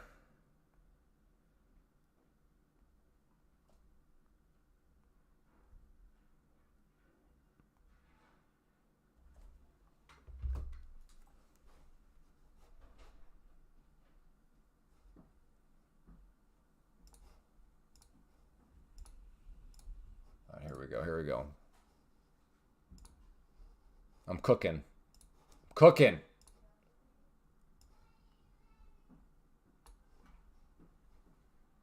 Okay. So, America would be better off if more people worked in manufacturing. 80% of Americans agree. Okay. Next question. I would be better off if I worked in a factory.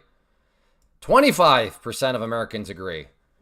Gotcha. So people like the idea of factory work in America, but people don't seem to be wanting to do the idea of factory work. So we have a bit of a problem here.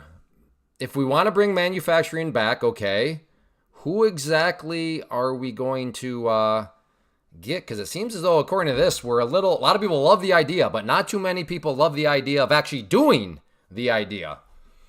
So yeah, I mean, there's a couple ways around it. One, obviously, you just you have to incentivize. You incentivize people to come do something that they don't want to do via just pay them a lot of money, pay them whatever, which is fine.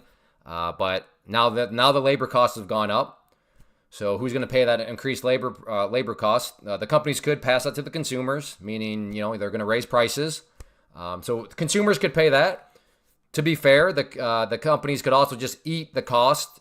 Like, we're going to eat the cost. We're not going to raise our prices. We're just going to shrink our margins. Well, do you know who does not like shrinking margins? That would be the investors, Wall Street.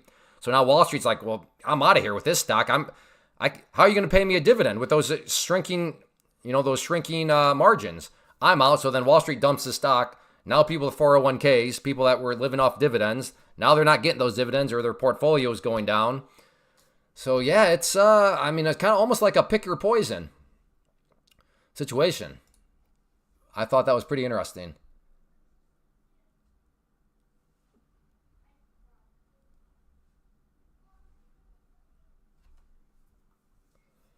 Clay, I've been in manufacturing for 40 years. Less people are needed every day for more output. Oh, yeah, no. Machines, all that sort of stuff. Machines are making it pretty crazy. But again, the whole idea is bring the jobs back. But like, to your point, Ken, what jobs? You need less and less people. It's just robots.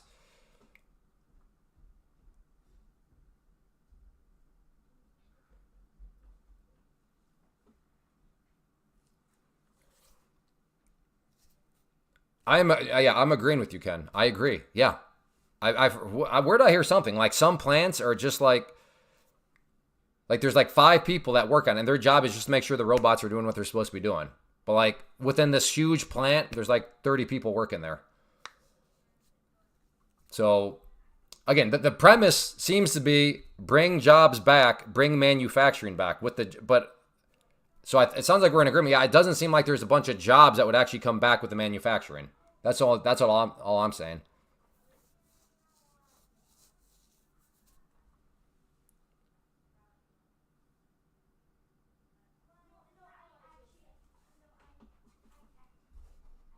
Again, that's fine, Ken. My point, I mean, we are in agreement, Ken. American labor is more expensive. Do we agree on that? Americans, I have my own thought process on that, but Americans are sort of in this day and age pretty entitled. So entitled Americans are going to require more to do a job. Is that fair, Ken? Like, is American labor more expensive?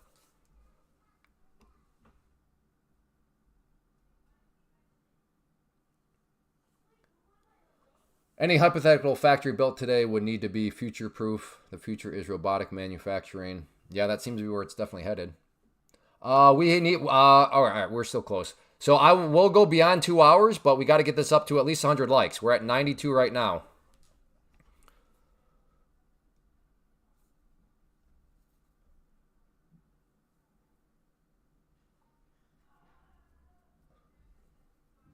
Taxi robots. And then the robots revolt. Okay, Ken, is American labor more expensive? That's the core question. Fair enough. I sort of distracted the conversation as to interjecting why I think American labor is more expensive. So that's my fault. Let's set that aside. That's irrelevant. Is American labor more expensive?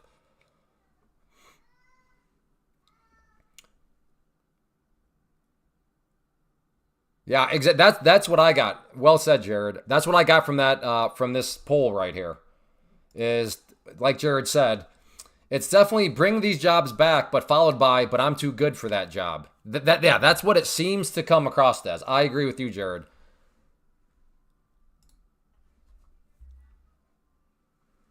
How about this? Is American labor dollars worth less on an output basis? All I'm asking is American labor more expensive? My contention is, yeah, American labor is more expensive.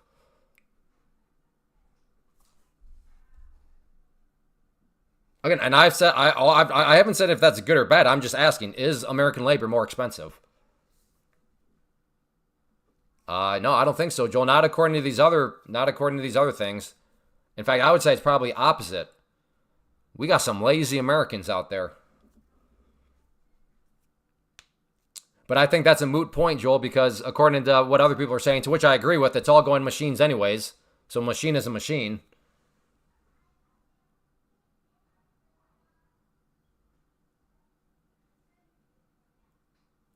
You also have power regulations, building restrictions. Some of our customers have left the East Coast due to the cost. Okay, so it sounds like we're in agreement. All I'm saying, Ken, is, and you make a good point. So not only is labor more cost effective than, like you said, power regulations, building restrictions, all that sort of stuff is more expensive.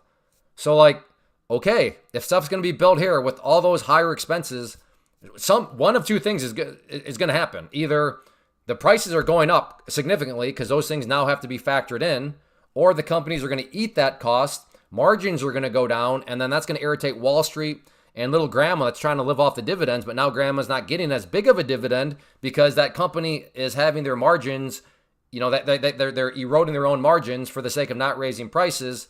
So now little old grandma's not getting the dividend, or her portfolio's going down. So it's sort of just one of those pick your poison type things. How do you know when a news breakout so you shouldn't trade? They'll email you, the crew. Assuming you're using Take Profit Trader. Take Profit Trader will email you and let you know when those events happen. I believe Apple was paying Chinese workers $4 an hour based on an article I was reading, so take that with a grain of salt, which is far below the national average minimum wage. Well, I mean, I'm opposed to the minimum wage. There should be zero minimum wage. If I choose to advertise my job as paying you 50 cents an hour, I should be allowed to do that. Now, I think I'm going to have a flaw in my business model if I'm trying to get workers for 50 cents an hour. I think I think I'm going to struggle getting people, but I believe that I should be able to charge, if I want, 50 people 50 cents an hour. Let the market do its thing. Again, like if I want to start an engineering firm, I think I should be, let me take it to the extreme. I think I should be able to start an orthopedic surgeon or brain surgery. I think I should be able to start a brain surgeon facility. And then I think I should be able to post outside hiring brain surgeons for $3 an hour. I think I should be able to do that. Now, you may be able to point out a flaw with my business model, but I believe that I should be able to have that as a business model. I don't see why I can't offer to build a business, charge a brain surgeon business, choosing to pay for paying brain surgeons $2 an hour. I should be allowed to do that.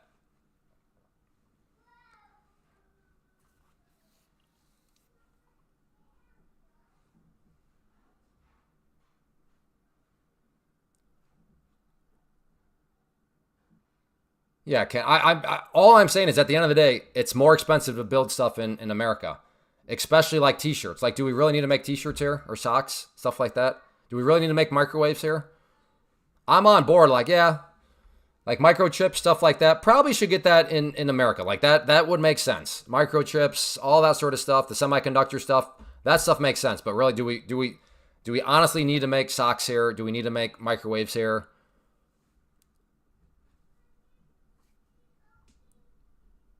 Like I've done t-shirts. Like there's it's not a coincidence that like when I'm doing t-shirt, I mean even Trump, where does he have his ties made? China. It's hilarious, but I get it. Like I've done some t-shirt runs for the site. I understand. I understand, how you can keep your t-shirt cost lower, so I don't have to charge people, a crazy amount for a t-shirt when I could charge them this if I just use this because they're using that type of t-shirt which was manufactured in that country as opposed to,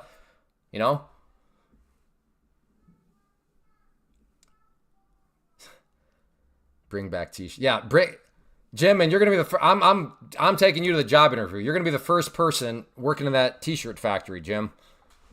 You're gonna be the first person with that t-shirt, and that's gonna bring back t-shirts on the back of it. How did we get? Oh yeah, I'm like, how did we get on this topic? But we looked at the headlines. I don't know if I like this or not. Well, no, this is a fun conversation, but it is kind of distracting from looking at the market.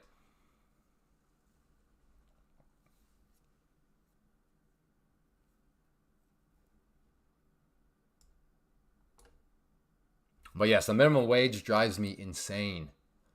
Insane. Let the market will dictate.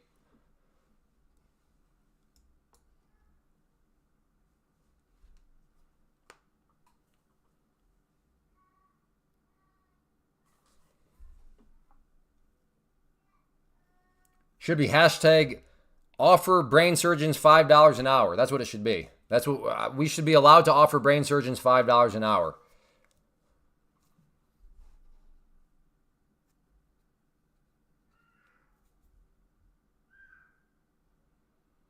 I think I'm going to get rid of that trend line there. This one's been kind of a little messy. Got an area of support down here. Right around this, I guess, 18,900 mark. Interesting level. We're almost there. 14 minutes. Let's make sure we get up over 100 so we can keep the party going.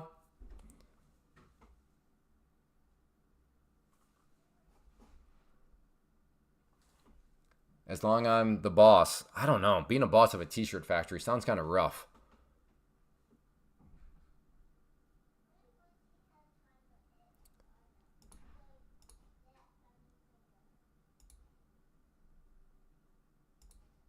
Ooh, that's an interesting level. If this wants to come down and then consolidate out a little bit and then make the move, I like that because at least that way I can get like a stop like right there.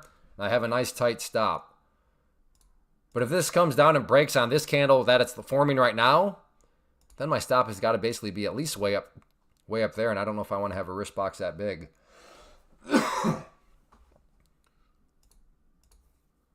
We'll see if it can make a break, make a push to the downside here. Wow, the likes did not budge. Did not budge, still at 98. All right. We got time. We got time.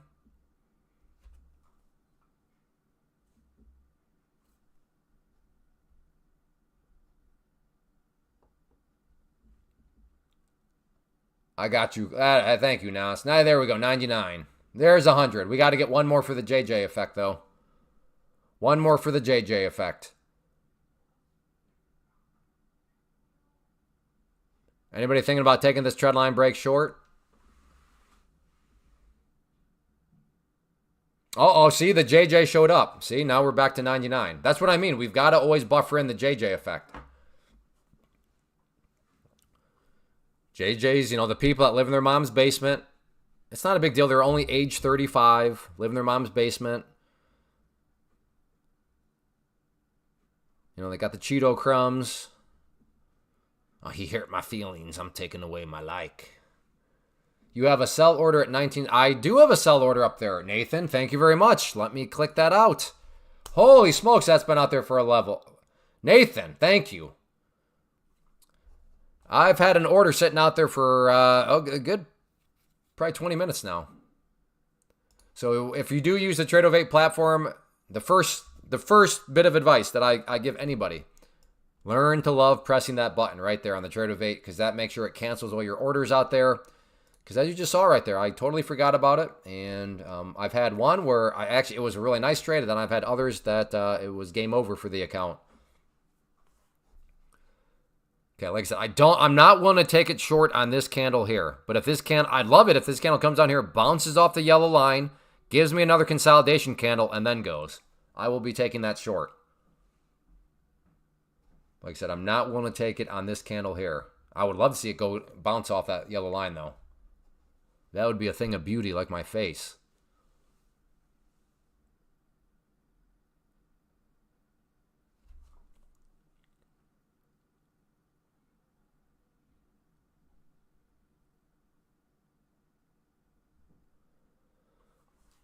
All right, good. Just stay above the line. And I didn't. In my perfect world, like I said, it would have bounced off that yellow line, but that's okay. Let's see what it wants to do here. Let's see if it wants to push down. I'd like to see that. So the green line here is a 21 EMA. If we could get, just a couple more candles, which would cause that line to drop down some more, then you'd have a nice little tight stop there. So that could be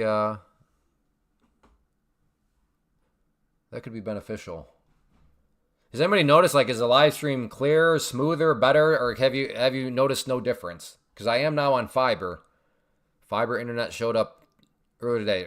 So does anybody notice any difference, or is it the same?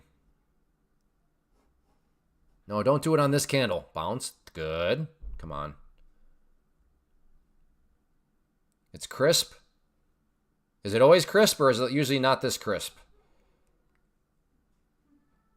It's the same, but okay. It's the same, but different. Fantastic. It's only 720p.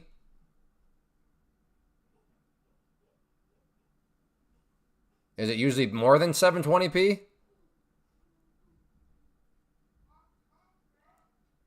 There we go. Okay, good, good. Bounce right off that level. Good, good. Let's get some longs hopes up.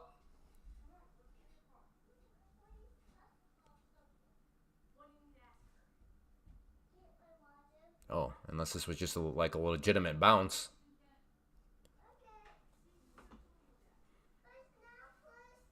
I guess I could do a stop, right?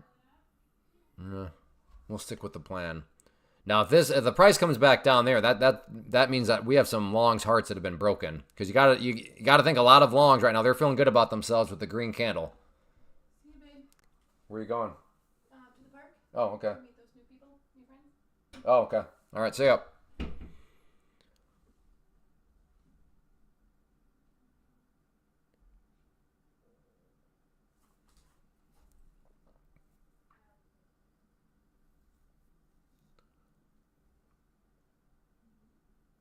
So now what's interesting is that viewers have dropped off quite a bit. Well, usually I would be done by this time anyway, so maybe this is like late afternoon, not as many people looking for live streams. Or else I just really irritated people with that trade. I don't know, maybe we had a bunch of trade deficit people that were like, I don't know. It's always risky if you even start to talk about economics, because sometimes people even take economics way too political and then they get upset. So I'm not quite sure. Is that what caused the concurrent viewers to drop a little bit, or is this just a function of the day? I don't know, because usually I'm done by now. So, but we started off strong, like real strong, and it has definitely petered out here a little bit. You think it's the time? Yeah, I don't know. I don't know. Very well could be. I have no idea how many people are actually seeking out live streams in the market at 2 o'clock in the afternoon. How do you move the stop loss line up and down? You just drag it. So like if I want to sell right here. Whoa, no. Why did I just get long right there? What am I? No, I'm short. What in the world was that? Okay, I'm out. What did I do? Man, crew, you almost made me blow up my account. Okay, let me... Okay. So if I... Okay. So if I want to move it, crew, watch my cursor. I'm going to bring it over here. Do you see how it turns the arrows? The 2 arrows. Then I can bring it down if I want. I can move it up if I want. So that's how you do that. Lunch for the Westies. Yeah. I just came into the last 15 minutes, to be honest, came at the end of the convo. It sounded non... Okay, thank you, Naz. I wasn't trying to make it political. I was just trying to keep it like strictly economics. Like, that's all. Like, I love to talk economics. That's one of my favorite topics. But, and I can understand why. Unfortunately, some people are not able to parse out. They, they just let their politics start to influence. It's just like, we're just having an economic, like, I don't care what you think. Like, I don't care who you voted for. Let's just talk economics. Like, let's talk business. But good. So that's encouraging that it came on late and you thought it sounded non-political. That's encouragement. All right. I guess I should have held that short, but I don't even know how I got short there. But I will say pretty straightforward stop at 950. Yeah, but still taking that you got to be willing to take about a 40 point. I don't know if I want to take that sort of risk. But yeah, I would say there's pretty well-defined stop now from a short above 18,950. I guess really I could just anywhere around here. If you're thinking that this 21 EMA is the new resistance, and you just put your stop above it, you could get short right here and just see if it eventually does want to roll back over. Maybe I'll consider doing something like that.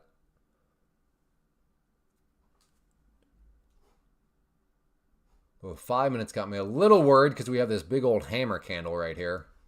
So we have this lower shadow. I don't like shorting into this sort of area. too many buyers down here right now, so I'm going to pass. If it wants to come back up, maybe, and then come back down. Yeah, you see this lower wick, buyers, buyers, buyers there. Obviously, the green candle, buyers there.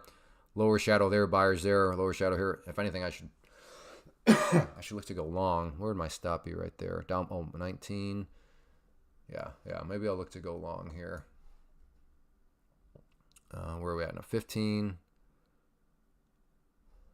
I don't really like it. Go to 2. Let's see. Order filled. All right, let's see if we can get a bounce. Stop is down there, so.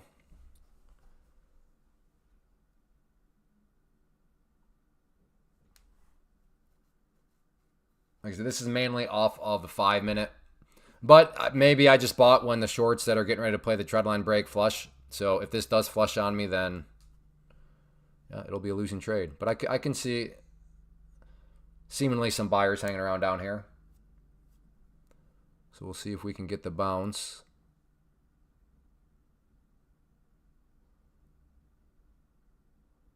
Or maybe I should have stuck with my plan all along and just gotten short. But we'll let hindsight be the judge.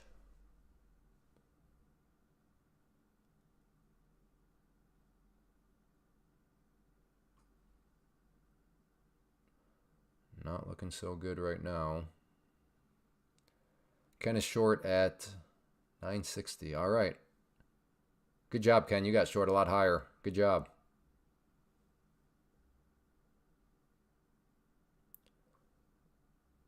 Okay, not looking so good. I don't think I'm going to survive this one. And out there. Well, yeah, I still don't like it on the 5-minute from a shorts perspective. I mean, that was a candle there that seemed like a lot of buyers.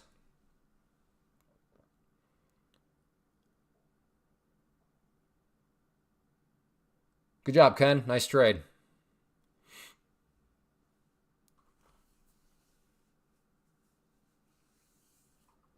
Very nice trade. Well, yeah, I feel just fine with it. I thought there were buyers down around this area. I can see why I would have thought there were buyers around this area. Maybe my timing was slightly off, but it is what it is. You can't win every one, brother.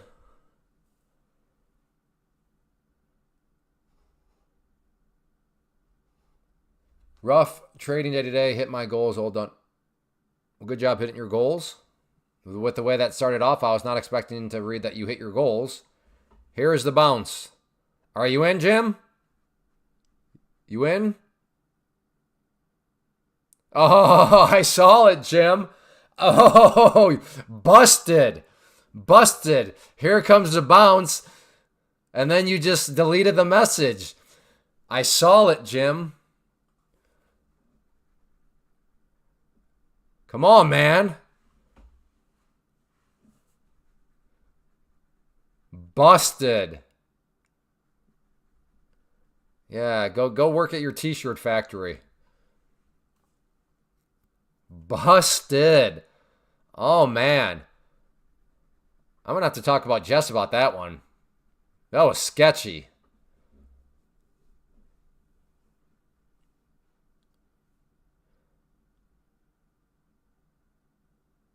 I mean, I'm not upset, so this can't be a revenge trade that I'm thinking to do. Like, I don't know. Is this the short right here? Back test, and then we get it to go? I don't know.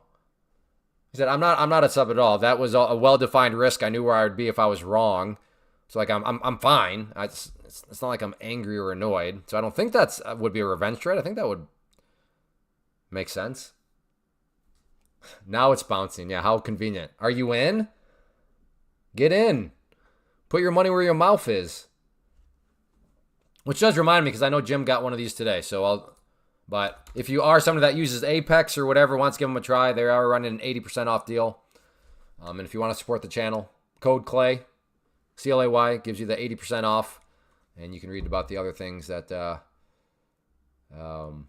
come with it. But there it is. Apex. Like I said, Jim, who I was just talking to, he got an Apex account today. First time with an Apex account. So if you're somebody that's already using Apex, you're familiar with them, I would not necessarily call them beginner friendly per se. I don't use them. I just have a lot of members of the community that do.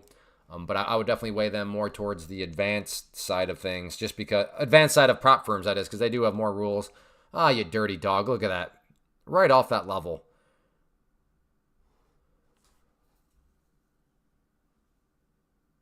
Oh, really, Evan? Yeah, I don't know enough about them to realize to recognize little things like that. Because I was asking the chat room, I'm like, like, at what point do you like tell people about them? Because I know up until now it was 50%, but from my understanding, it's like, no, 50% off is actually not a good deal. Like, wait till it's 80% or 90%. And then I saw the 80%. I'm like, okay, so I think this is when it makes sense to at least talk about them. Oh, interesting. Interesting. Hey, Kelvin, good afternoon. I don't know. Do you get short here? Look for the move back down. Choices.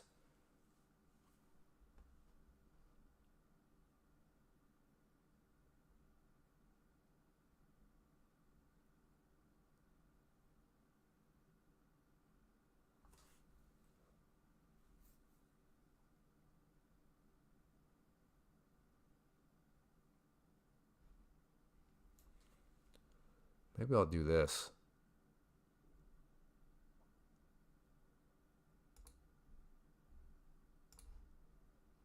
Okay, in. See if we want to get some more downside pressure.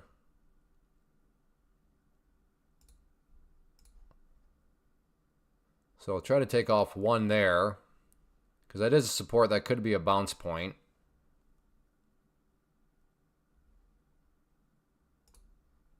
Order filled. All right. Took off one there. I'm starting to... Oh, okay, that wasn't a stop. Okay, that makes sense. I moved my order up here thinking it was going to be a stop, but it was a limit. So because it was beyond it, it was automatically going to take me out. That makes sense. Never done that before. I thought maybe that would all of a sudden recognize that it's a stop, but it didn't. So it behaved as makes perfectly sense.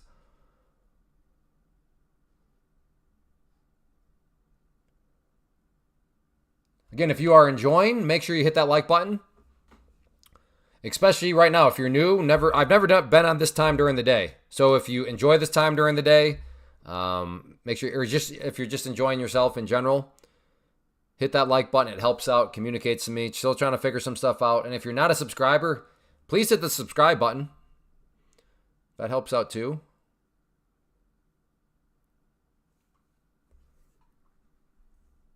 The goal is 125 likes. So now that I think about it, we're still 20 likes away from the goal. Yeah, this has been a weird... Yeah, must be something with lunch or people getting back to work. The afternoon has... I mean, we started off on fire. Like, it was boom, boom, boom, boom with likes and everything. So yeah, I think I'm learning that this is time starts things get a little sketchy. 2:20 p.m. Eastern time. You need to click the bottom right for stop. Yeah. What I should have done is cancel it out, and then I would have just come up here and I could have clicked buy stop, and then that one would have been a stop loss. But me just dragging a limit order, it stayed a limit order. So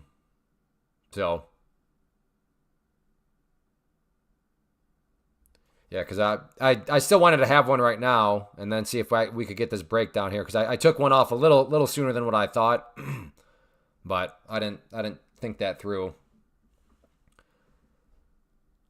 But again, a nice little back test. Broke down, came up here, chopped around a little bit right below, and is now will it push down through here? You know, if it here's it. Oh wow, who's a math genius? What's the fact that I can fit the overnight high and range in the same screen just illustrates how not volatile today's been. I mean, it's been volatile. There's been plenty of opportunities, but wow. I can't remember the last time I've seen this being possible. Again, being able to get the overnight high and overnight low in the same window. because usually these ranges have been so wide that that would be just not happening. Clay, I think MACD would have told me when the trend changes. Maybe, yeah. I do. You got to do what you think's best for you, crew. Some people love the MACD. I don't use it. That doesn't mean that it's wrong to use it. I'm just saying you got to figure out what's going to work best for you. So yeah, if you think the MACD would have helped you see some trend changes, then use that MACD. Go for it. All right, another back test here.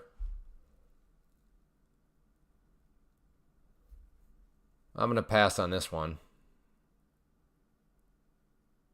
Well, I guess I kind of, I'm glad that worked out the way, because that would have been a stop on that last one. So that trade would have probably been, I don't know, break even. Maybe a small winner. I guess theoretically maybe a small loser.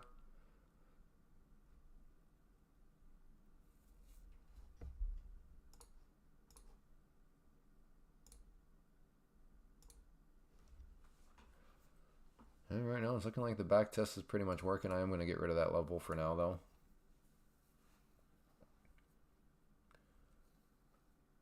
Andrew Lee just started 75K take profit account yesterday, and I started doing at 6 p.m. Western. Okay, so that's 9 Eastern Coast time, and so far I've been down. So far I've been down as low as 73 and as high as 75. Now back to. So you're fluctuating around a little bit, is what you're telling me. Fluctuating around a little bit. That happens. I wish I could say that every single account you're going to have with the profit, or with the prop firm world is going to look like this.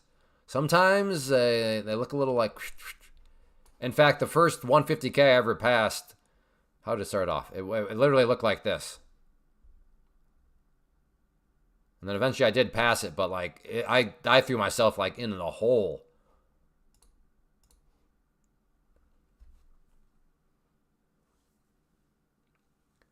There we go. Okay, 110 likes. We're getting some life back.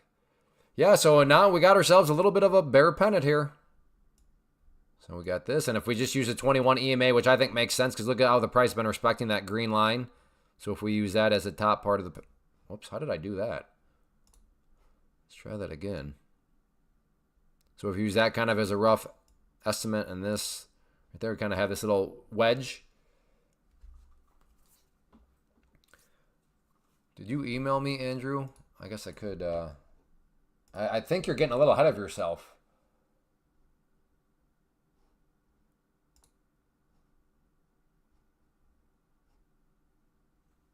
Oh, no, that's from Jeff.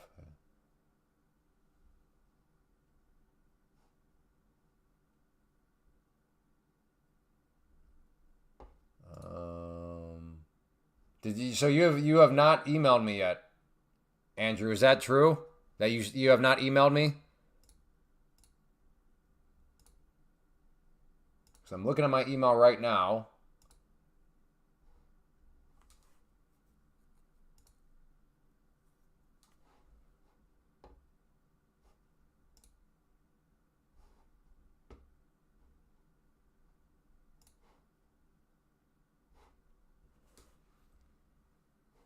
Oh, nice little bounce up right there.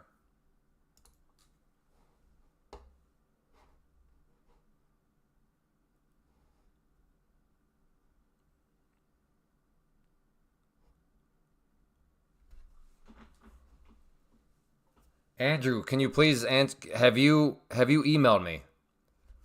My friend, I've given you my email like 47 times now. As far as I can tell, you still have not emailed me. Or were you going to email me, or? Because I read it like you were kind of interested and motivated. STSS thoughts. I bought 15,000. Where's your stop loss at, Crypto Dan? That would be my first. Before I even go, what's your stop loss at? And is this a day trade or a swing trade? So those are my two questions. You emailed me? All right, maybe it went to junk.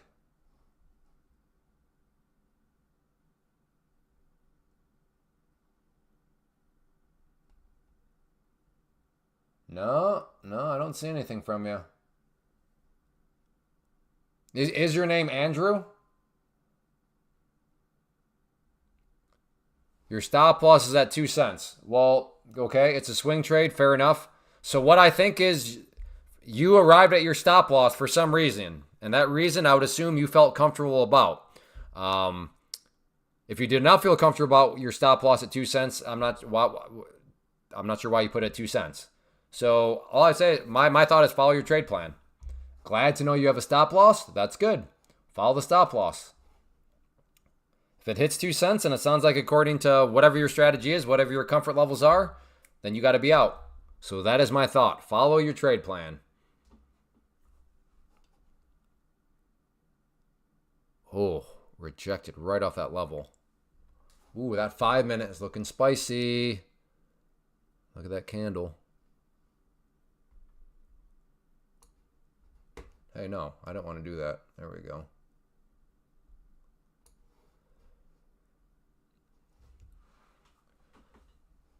Ooh. I get sure.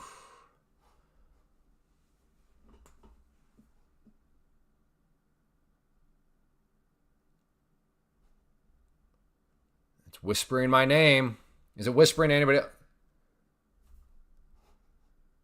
Okay, well, I will tell you right now, Andrew, that unless your name's not, or is your name Jeffrey? Is your name Jeffrey?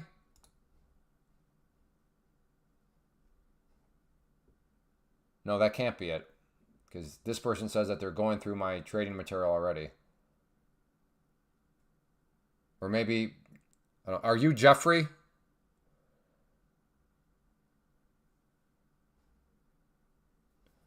I don't want to say that person's last name just out of respect to them, but is your name actually Jeffrey? If it's not Jeffrey, then I do not have any emails from you. Roberto. The day is going well. The day is going well. How's your day going? Well, Roberto, yeah, okay. Yes, that's it. Roberto grilled me yesterday with 800 questions, which is fine. But then was like, yeah, maybe I'll do Pam's plant. I think that's Roberto. Maybe I have him confused with somebody else. Matty Matt. CVX for a long swing trade. Looks like a nice Adam and Eve setting up. I've never heard of an Adam and Eve. Never heard of that one. But hey, if you use the Adam and Eve and it's setting up and you like the Adam and Eve, sounds like you should make that swing trade.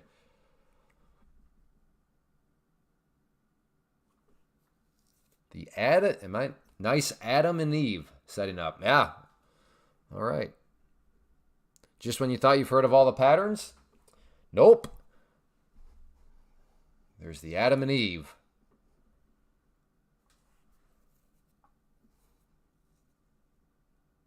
Okay, well then, Andrew, I do not have your email.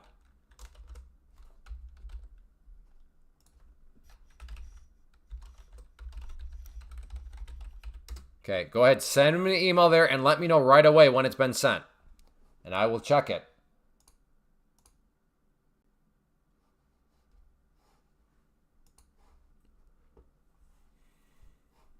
Oh boy. Is anybody else interested in maybe shorting this thing? It's whispering my name. It is whispering my name. I mean, the trend is slowly bleeding down. Do we get another push to the downside? Are we going to at least go down there and now retest the overnight low? I mean, yeah, especially if it's a, high volume breakdown right there. I mean, I'm not saying it drops straight down to this area, but it opens up.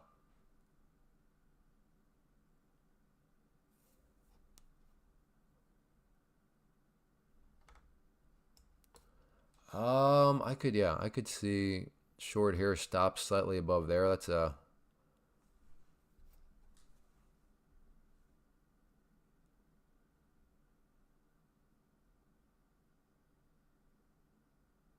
see if it wants to come a little bit more. Low probability trade because my stop's gonna be so tight, but if I'm right, I can get paid. I should get paid nicely. I said, want to see it come up to that orange line a little bit more. It's looking bullish. Oh, okay, Robert. Robert, go. You need a prop firm. Don't show up and start armchair quarterbacking again with you not taking any trades. Go get your prop firm, and then you can start tell us what you're doing.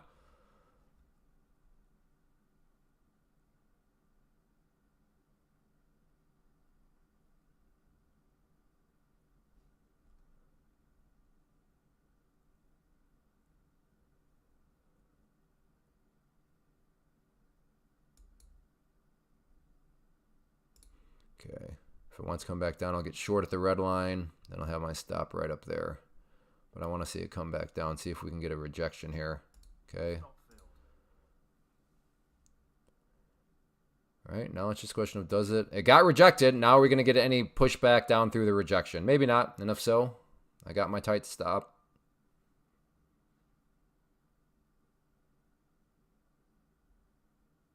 And it's not looking so good. Suckered me in by coming back down, but all right. I mean, I don't know what you're doing, Roberto. I don't know. I mean, I guess to be fair, I don't know if you're even trading, but like, if you are still trading, you're like still day trading stocks or day trading anything else. Like, you're a crazy person for the reasons discussed yesterday. But for to be fair to you, maybe you're not doing any trading. That's a possibility. But if you are day trading and you're day trading anything other than futures, you are a crazy person. It shows me that you should sign up for a prop firm or join my community. That's what it shows me, Roberto. That's what the 30-minute shows me.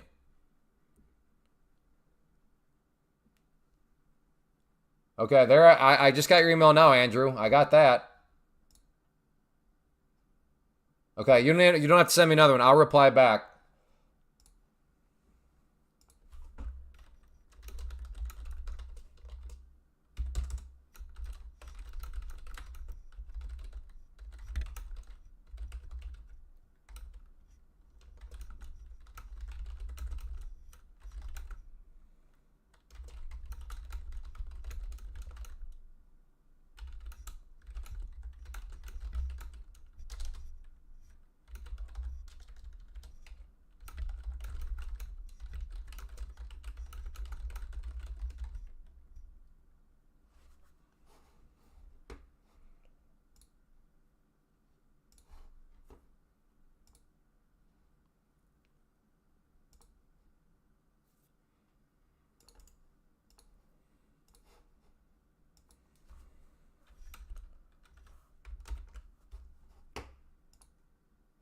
All right, there you go, Andrew. There you go.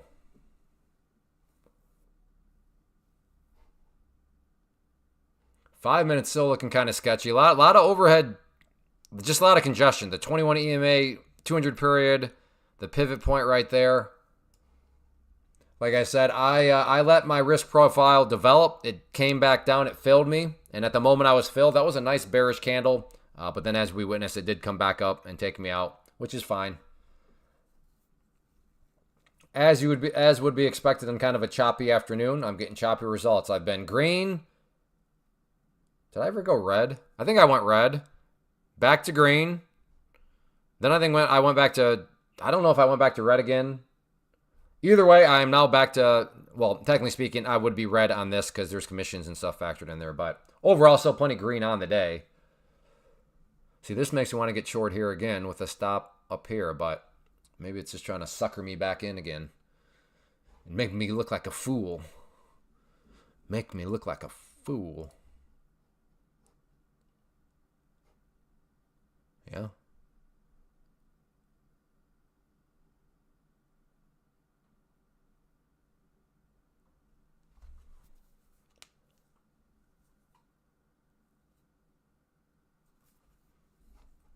See, I'm tempted again if it like comes back down to here to get short and then a stop loss up over here, but I don't know. I got recency effect because when I just did that recently, see if I were to get filled here, that's a great looking candle, but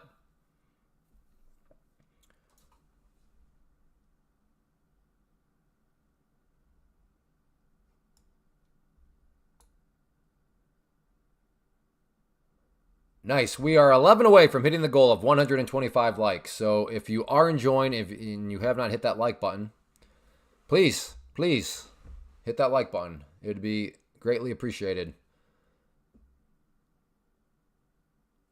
We're in uncharted territory.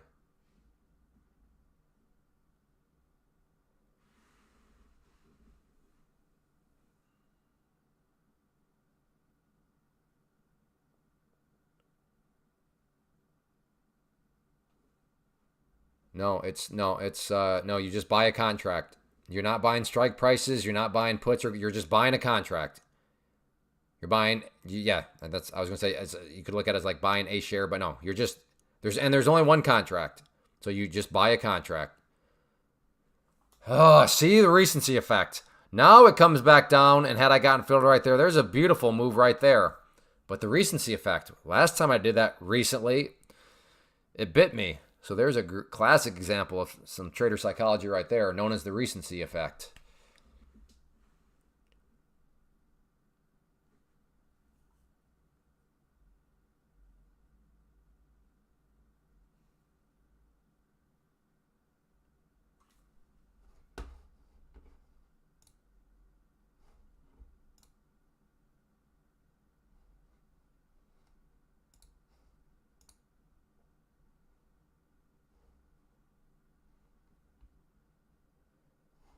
Correct, Roberto.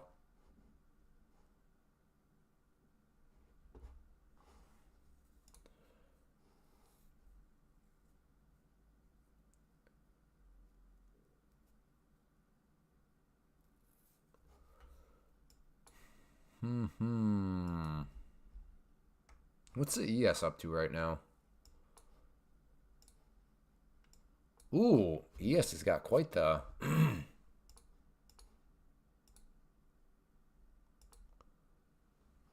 quite the bear flag. Look at that upward trend line right there too. Wow. So, just make this. We have support, resistance, move down here, bear flag. That's a clean setup too for you ES. Do we have that on the... Oops. No, it's not, because this one's more of an angled. Yeah, ES. That's interesting right there. Again, not guaranteed to work. No such thing as a guarantee, but would I call you crazy if you're getting short on the break of that level right there? Or who knows, maybe you're already short, or... Yeah, this is interesting. I can't remember the last time I traded an ES. Maybe I should try the ES. I don't even remember how, like, what increment does it move? What's a point on ES? 5? Trying to think. What's how much is the point on the ES worth?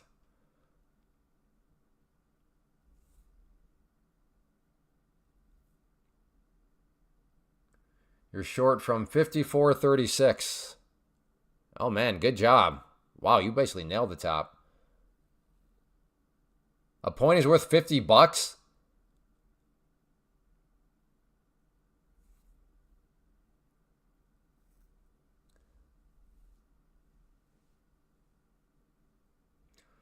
Greetings, Clay. Send you an email with a question for you. May want to elaborate.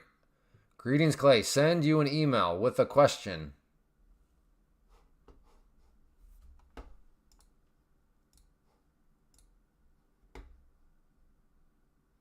If you don't day trade anything than futures, you are crazy. Would you explain to me here via live stream with anything other than futures trading? What do you trade? Basically saying, wait a second, I heard you say that if you're day trading other than futures, you are crazy. And he wants me to back up the claim, because that is a pretty aggressive claim. What are you currently day trading? We'll start there, Curls.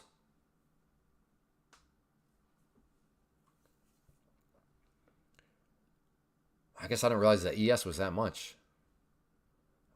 Well, look at this dirty dog bomb. I mean, it's still within the confines of the pattern here. But look at this dirty dog on the ES. Nothing yet. Okay, next question. This will sound personal, but it'll help me answer. Do you have $25,000 that you'll be able to put into a trading account? Again, I know it's personal, but there's a relevance behind it.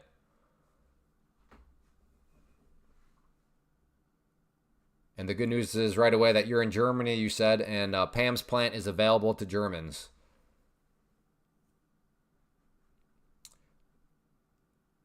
Good looking short at those topping tails. So you getting short up there, the crew? Carlos, ES moves pretty clean. The patterns are pretty nice. Yeah, no, ES. I like I said, I like the NQ.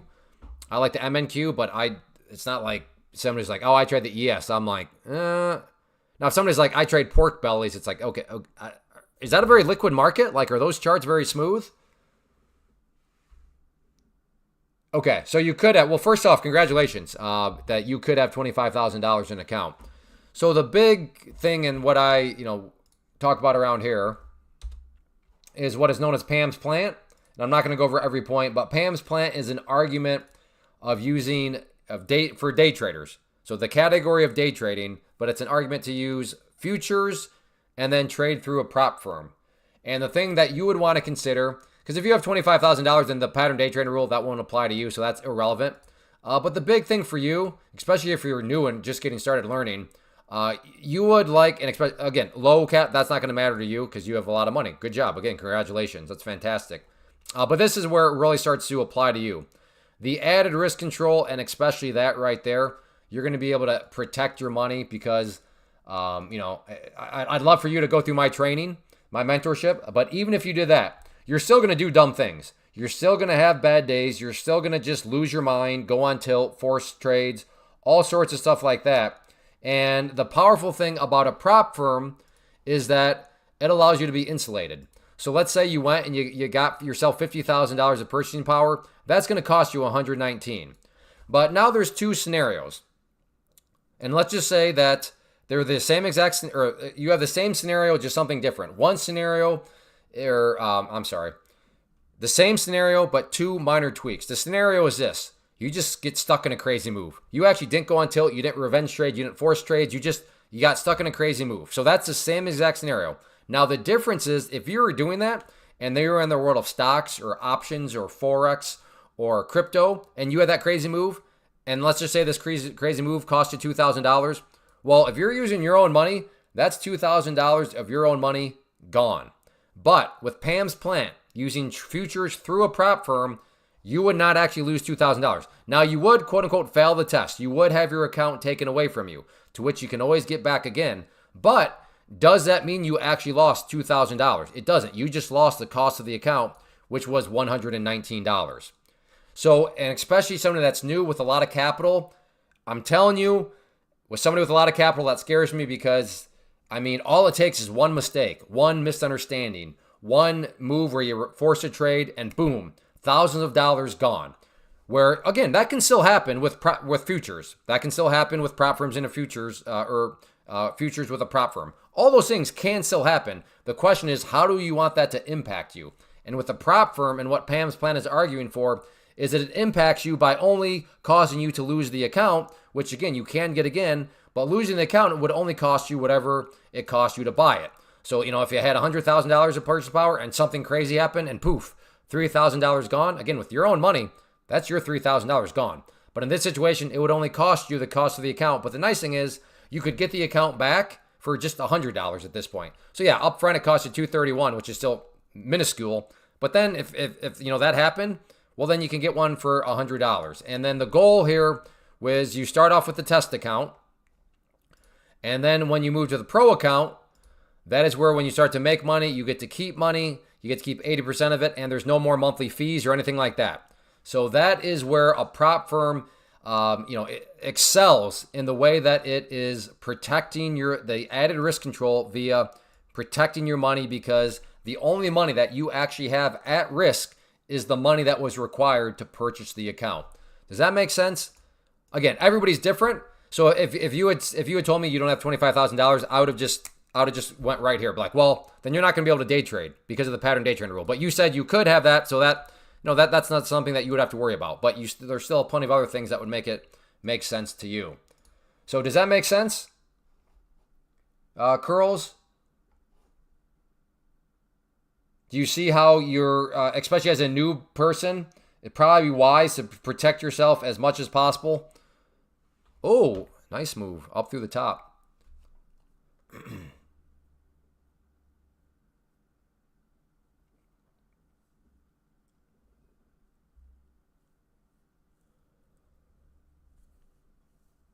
Got it. Is this just a platform offer, or are futures a concept any platform can offer?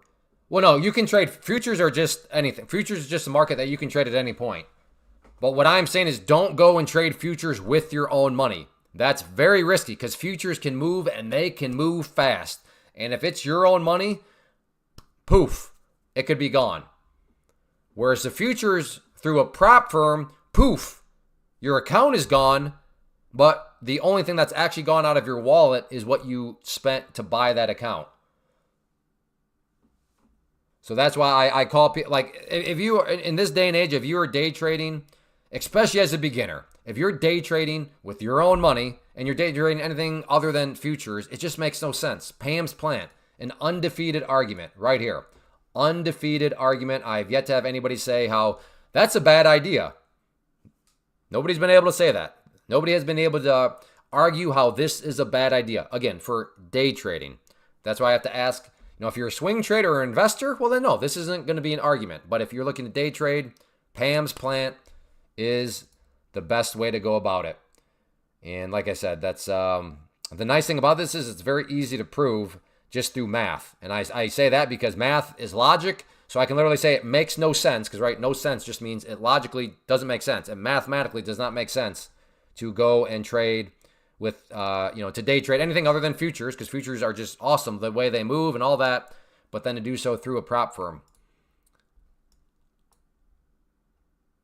Oh, well, the hindsight voice is like, oh man, I would have shorted right up there. But in all honesty, I could have seen myself putting an order right there. That's all right. That's all right. Educating people towards Pam's Plant, worth it. I replied with a quick question.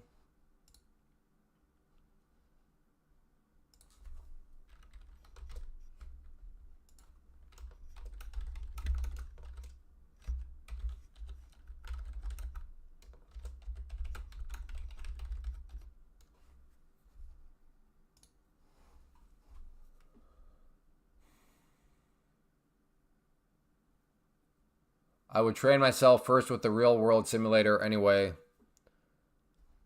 Yeah, but even with the simulator, I'm telling you, in the real world, with your real money on the line, crazy things can happen. Hey, Clay, if you roll up... I mean, Roberto, my friend, dude, I literally just said all this. I just said all this. And the only reason why, to listeners, I'm a little... if you can sense some irritation, is because Roberto has asked like 4 million questions. And I don't mind if people are going to ask 4 million questions, but when you ask a question that I literally just answered... So if you blow up the account, you can get the account back, but not for this price, but for $100. And the test phase, if you blow it up, you can always start the test over, get the test account back for $100, which is why I also say I think 150K is almost the best way to go about it. Because if you just operate under the assumption you're probably going to blow up an account because blowing up accounts is part of prop firm trading, then the question becomes that next $100. Do you want that next $100? Because it's $100 no matter what its size. You want the $100 getting you the $25,000 in purchasing power, or do you want it getting the $150? So like I said, in my mind, it makes more sense that, well, if I'm going to blow up the account, and then I know that the next to get the account back and try again is $100, do I want my $100 going for $25,000 in purchasing power or for $150? Or in other words, just a bigger drawdown, meaning bigger cushion. Because right here on the one end, you're only allowed to lose $1,500 before they would consider you failing and losing the account. On the bigger, you've got yourself $4,500 of cushion. So again, I'm not saying that's the 150K, therefore is the best account. I'm just kind of thinking through things that, in my mind, that makes a lot of sense. Bro, can you offer training for beginners? Not only can I, I've been doing it for over 10 years now. So before, I'll send you the link and you can do with it whatever you please. So, buck. There you go. There is my training. There is my my mentorship program, whatever you want to call it, my structured education. It can be found at that link. What platform do you recommend with the platform? I use Tradovate. Buck nasty. So when you sign up, the way it works is this. Step 1, choose the account you want. Ideally, and then during the checkout phase, you'll pick what platform. The one you're seeing here is Tradovate. And you don't need to go sign up an account with them. That makes it very nice, very hassle-free. They'll create the account for you, and then they'll just send you the login and password information, and then you can log right in and start. But yeah, that's how it would work during the checkout process.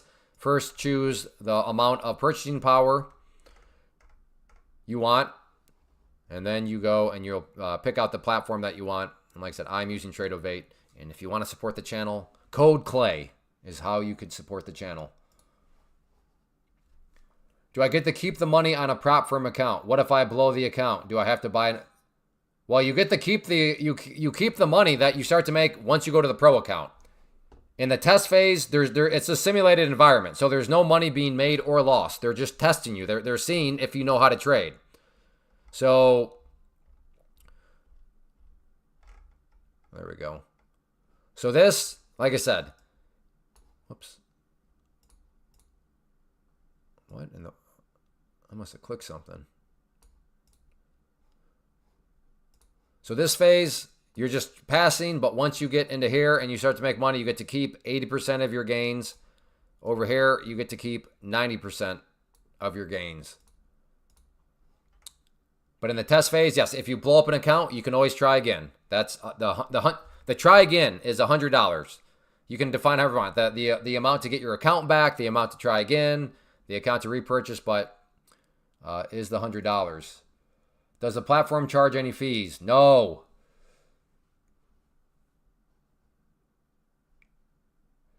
No doubt it's a crazy game, but I wanted to understand the basics. Apply 3 strats, 1 every month, write a performance chart. I guess hustle the one that it's worked best, I guess. Do what you want, Curls. But yes, that is the explanation where, in my opinion, if you're day trading anything other than futures through a prop firm, it makes no sense. It's crazy. Futures move way better than everything else. There's no theta. There's no theta in futures, so you options traders, like, why deal with theta if you don't have to? And then there's a lot smoother movement compared to crypto or forex and stuff like that. Ren, for those on the fence about using a prop firm, just do it. The feeling you'll have losing your own hard-earned money will put a pit in your stomach. It feels like, yeah, exactly. Especially on those bad days where you lose your mind and go on tilt. It's so much better to be like, man, or like for me, like I said, I had that blow up earlier today. Nasty move down. I mean, it's still a bummer, don't get me wrong, but I'm glad that wasn't actually, the $3,000 out of my own pocket that it cost. You were just messing. What were you? What? Oh, okay. Yeah. You'd be surprised, Charles. I've heard stories where people will sign up for one of those accounts and then they're like, all right, I'd like to. So for example, I've heard stories where people will get this account.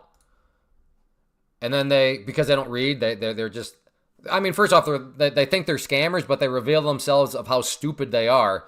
But they'll get this and then be like, okay, I'd like to request the withdrawal of $49,000. And then it's like, well, no, it's just, there's not, you're not, what? You think you can just pay $119 for $50,000 and then request to pay $49,000? Like, do you think that's how it actually works? Like, so So my point there, Charles, is I've heard some really, really crazy and crazy suggestions, crazy things. So I can't say that registered at all as you just messing with me. So sorry that I took you serious, but hopefully you can understand where I'm coming from, where there's some crazy stuff out there. Do you have to pass some challenge? Yes. Okay. I'm assuming you asked that question after I just went through all that. What qualifies in passing to rank up to pro? After you make $10,000. So to go to pro plus, you make $10,000 per account. You can have up to 5 different accounts, which is the other nice thing is copy trading, which is the nuclear explosion growth, meaning you can have 5 accounts, trade them at once. So you can make one trade for $100, but if you copied it to your other accounts, well, now all of a sudden you made that one trade for $100 5 times. So you actually just made $500. So that's a very, very beneficial thing. Now, of course, that can always work against you. If you don't know what you're doing, you can blow up a bunch of accounts all at once. But with copy trading, very, very explosive potential if you find yourself in a groove and doing very well. But how did I get on that? Oh, so you can make $10,000 per account. So you can make $50,000 total again if you have 5 accounts. Each one of those you make $10,000, and then at that point you move to Pro Plus.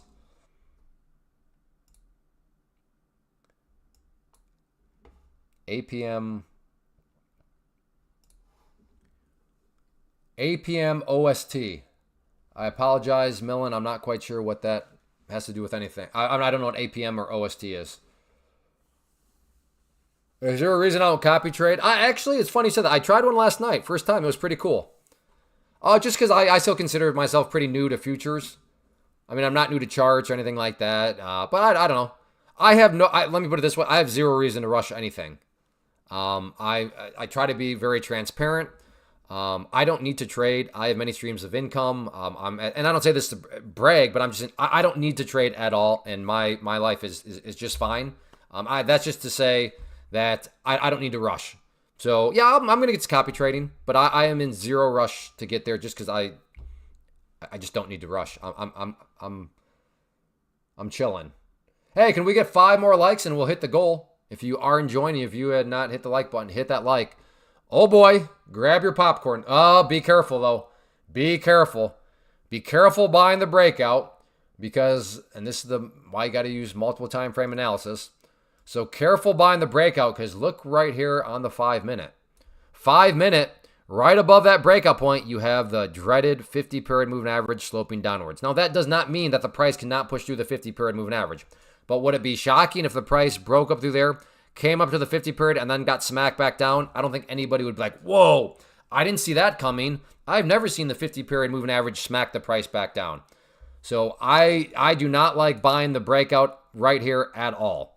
For the reason of, and that's why you got to use multiple time frame analysis. This is a 2 minute. 2 minutes not showing you that you have this potentially annoying level where you could feel all excited. You got the breakout, but if you didn't notice that, boof, you could get smacked back down. So actually, let's map that out just so we, the current value of that is basically the 19,000 mark. So let's just put this at 19,000 so we know that this is representing right here. So that is representing on the 5 minute time frame. That's representing that 50 period moving average. So we'll see if the price does break through there. Does it go up there and then get smacked right back down? Nice. Over 125. Let's go. We're coming back to life here. Let's get this show going. Can we trade? I'm not sure what you mean by that, Raphael. A great place to be when trading. I'm not sure what, like thoughts on ETH. From what, Kyle, you gotta provide a little bit more context. Are you day trading? Are you swing trading? Are you investing? Are you just asking me you gotta provide a little bit more context.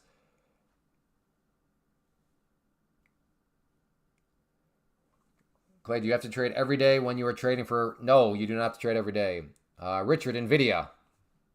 Again, same as Kyle. Like I did and I say this, I'm going to send this to everybody because so many people need this. Like, you've got to learn how to properly network with traders. Because when you don't do it, all kidding aside, you're setting yourself up for a potential heartache. Like, you're literally putting yourself in a very potentially risky financial position. So definitely Kyle and Richard need to listen to this.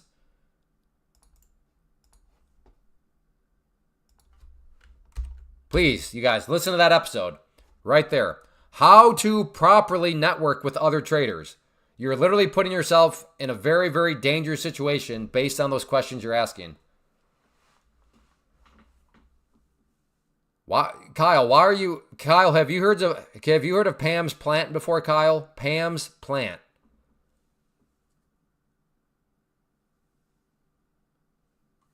Pam's plant. Can I move to pro account only with one account? Yeah. You don't have. I'm just saying you can have a max of 5 pro accounts. Have not. Okay, Kyle. This is going to sound like I'm getting up in your business. I guess I kind of am, but I need more context. Do you have $25,000?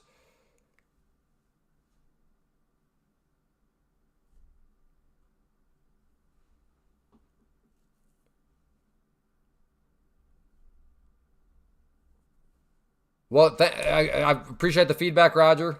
Doing my best. You do have $25,000. Okay, well, cool. First off, congratulations. That's fantastic that you already have $25,000. The problem is you are taking on a lot of extra risk. Because if you have, well, let me ask you this. Have you ever had a really bad day, Kyle?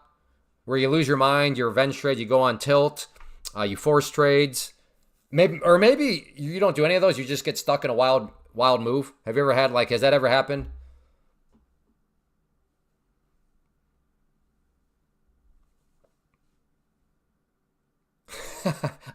I love your honesty, 1,000%. Okay, again, I'm getting up in your business here a little bit. I appreciate the transparency. How much does that cost you on one of those days? Again, either you lose your mind, you go on tilt, revenge trade, or you just get stuck in a crazy move. Like, you're actually behaving, you're being disciplined, but then just a crazy move happens. Like, how much does that cost you in one of those situations?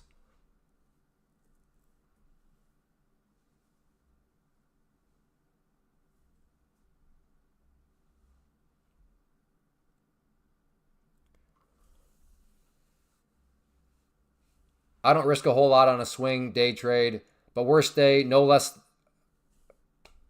Again, Kyle, good for you. You got a lot of money to play with. But worst day, no less than 4,000. So no less than 4. So I mean, like, best case scenario, it was like 4,000. So I'm trying to think. No less than 4,000.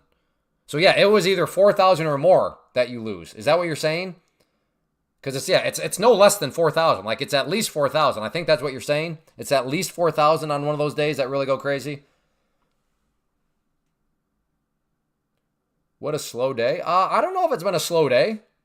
Maybe compared to the past couple of weeks. But, I mean, still plenty of movement out there.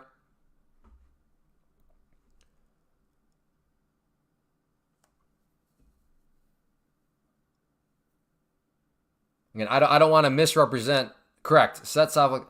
Okay. So Kyle's saying on, like, those really crazy days, he's losing no less than $4,000. Okay.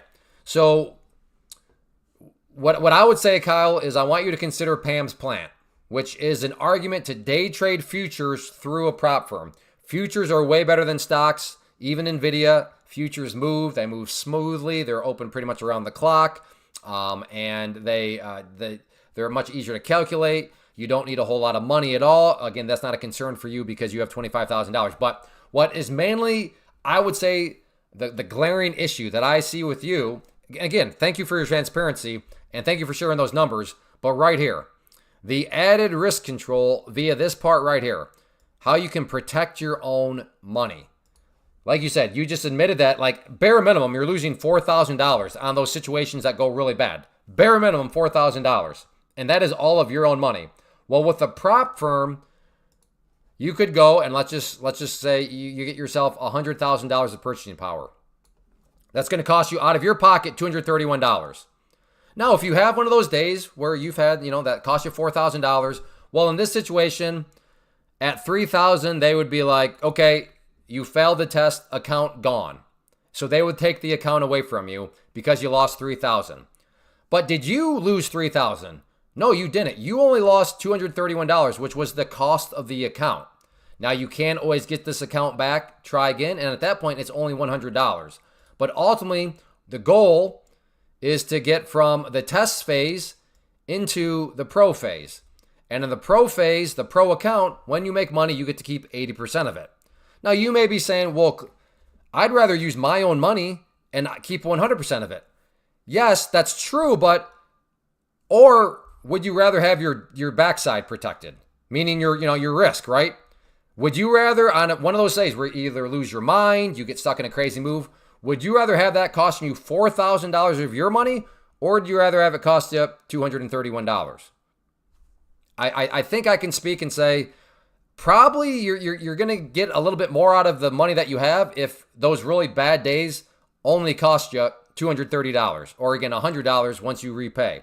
And the thing is after you get to the pro accounts, it's no longer a monthly fee, and that's all the money you would have in, is what it cost you to buy the pro account right there. Does that make sense, Kyle? About how I would argue by day trading stocks, you are taking on way more risk than you actually need to.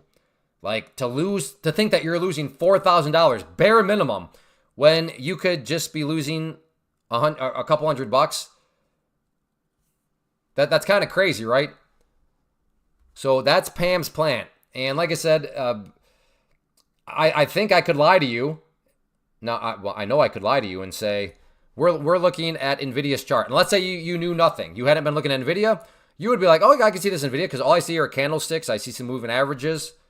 Like, my point is a chart is a chart. So I get it right now. You're using a chart to trade stocks. The only difference here is now you would be using a chart to trade futures. But it's still a chart. Instead of using candlesticks to trade stocks, you would now use candlesticks to trade futures. So if you know how to read a chart and use a chart, that's why charts are powerful, because they are good for anything out there. So it's not a big transition. Oh, I don't know anything about futures. You don't have to know anything about futures. You just got to know about the chart. Now, there's a couple small things here or there, but those things are very minimal. In fact, I would argue they make futures even easier. So I have to pay for Pro 2. No, you don't have to pay. You pay just once. Under the current promotion, you pay just once to get the account. Because of the current promotion, using code CLAY, there's no activation fee, there's nothing. It's just that payment, and that's it. Does that all make sense, Kyle? Pam's plan, again, I didn't focus on really why to trade futures, but futures are they're just better. And I am at 100%.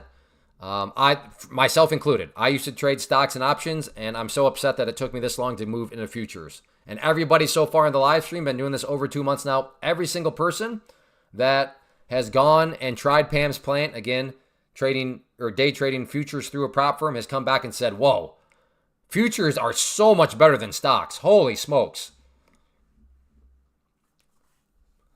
So thank you for hearing me out. Thank you for sharing. But yeah, that's, again, great job on life. I don't know what you do for a living. I don't know what you're doing, but that's great that you have that much money where, like, worst case, you're losing bare minimum $4,000 when things go really wrong. But, man, you could get a lot of, in fact, now I'm curious. How many accounts could he get of the 150 for $4,000? We're going to do a little, I'm curious. So 4,000. Again, this was the bare minimum. So, which means he's lost more than 4,000. But bare minimum divided by 252. Man, you could get 15 accounts. You could get 15 of these accounts, and then you could go and start to copy trade them. So you can have 5 of those, and then down here you can copy trade. So you can have up to 5. Meaning, Kyle, if you went and you made a trade for $1,000, which is very reasonable within the world of futures because they move quickly. But let's say you made the one trade for $1,000, but you copied it to your 4 other accounts. Now you just made $5,000. Sure, you only made one trade for $1,000, but because you copied it to your 4 other accounts, that's one trade for $1,000 done 5 times. Boom, $5,000 just like that. And I just bring up that because, like I said, your like bare minimum worst case scenario of $4,000, like I said, can buy you 15 accounts. I mean, it's crazy. Like I said, you're crushing life, but you could go about your capital in a little bit more of efficient ways.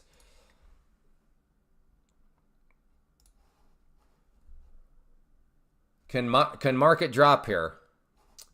If anything, I don't know. It's a bull pennant right now. It's just really a question of which way does the bull pennant want to. And let's get the golf hole down here. So there is the bull pennant. But now, right now, I do not like buying the breakout of the bull pennant on the 2-minute now. Because why? Think about it. If the price breaks through here, through the upper part of it, that's great, but what's not that far overhead? We have the VWAP, it's got a breakthrough. We have the 200 period moving average. And then we know up here, which I mentioned earlier, that is representing the 50 period. I lied, because that level has moved down, so never mind on that. Let's, what is that at now? Basically, it's at VWAP. Okay, so now this line here is representing that 50 period on the 5-minute. So yes, to buy, in my opinion at least, I don't like it. Maybe you see something else that you're like, Clay, I'm not worried about any of that stuff. No problem. Never any harm in agreeing to disagree. And if you see something different, that's fine. But buying the breakout right there would have me a little worried. But if it can get up there and then push it up through all those levels, that could be pretty spicy.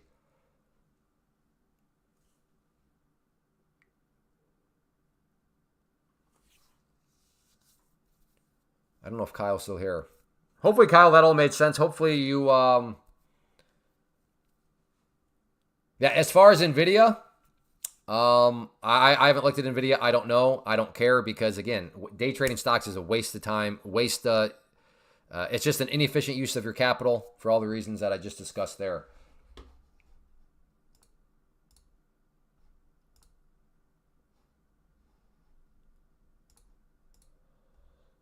All right, we are coming up on 3 hours.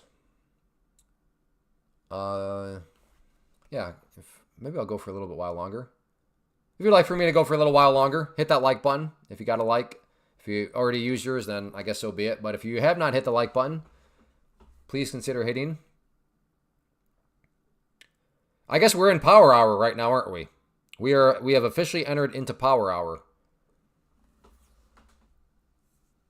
On YouTube, a dude is day trade. I mean, you can day trade gold curve, but I don't. I would say if in my recommendation, the best place to start in futures is on the MNQ. MNQ. I'm not saying you can't end up in gold. All I'm saying is I would start with the MNQ.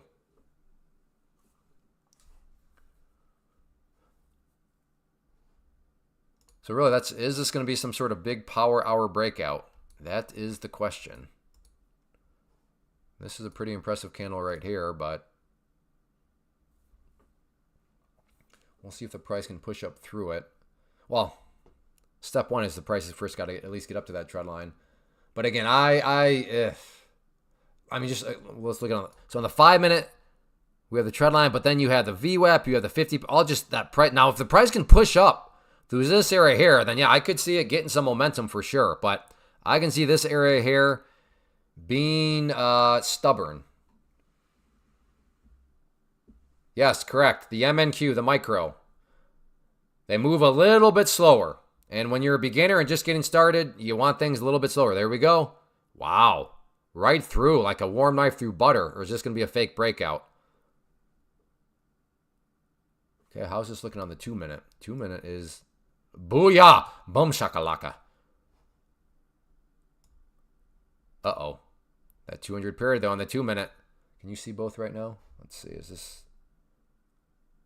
You can. Okay, cool. Cool. We'll watch it both. Again, over here, this is the 2 minute that we're watching. Right here is the 5 minute. Multiple time frame analysis is definitely an important thing. I see you're not in the trade. You see correctly. For the reasons I've been explaining. Man, not a single like when I was like, hey, if you want me to go a little longer, is that the sign? Or be like, no, you can stop.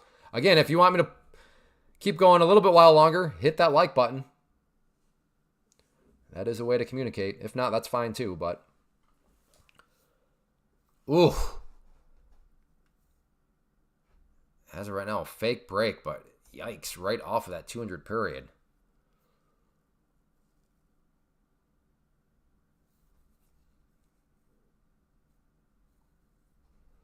No, it hasn't done anything wrong per se. It broke. It's pulling back a little bit.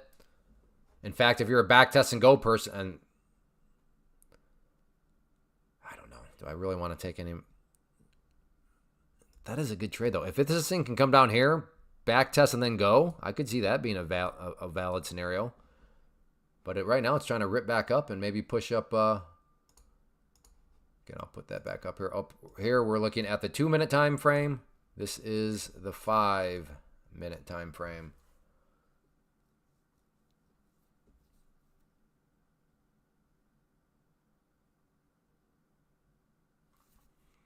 Yeah. So right now, you're like, why is it struggling on the 5 minute? I don't get it. What's the problem? This 5 minute had clear sailing. Oh, but did it? 2 minute, it did not have clear sailing. You have the 200 period moving average, that pink line right there. Again, multiple time frame analysis, very, very important. One time frame can look like it's blue skies, nice little, rainbows and butterflies and people skipping through the fields of dandelions and all. I mean, it can look fantastic. And then what the other time frame reveals, there's a pile of dog poop right there. So you got to make sure. Multiple time frame analysis will help you out. Are there piles of dog poop in what seems to be a nice, beautiful field of dandelions and rainbows and lollipops and, multiple time frames. Find the dog poop. Right now, this is the dog poop on the 2 minute that it helped us find. Here it looked like, oh, blue skies. Nope. Dog poop. Dog poop. I don't know if that analogy worked, but sometimes you just got to go with the analogy, press it, and then see what happens. See if it sticks. You get it?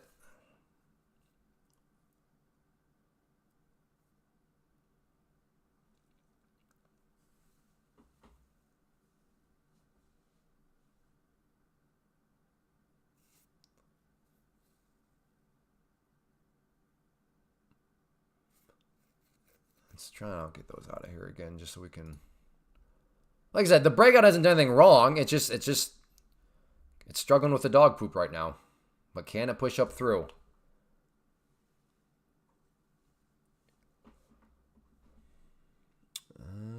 We are at 3 hours. All right, I'll go for a little bit while longer, even though have had 1 like since then.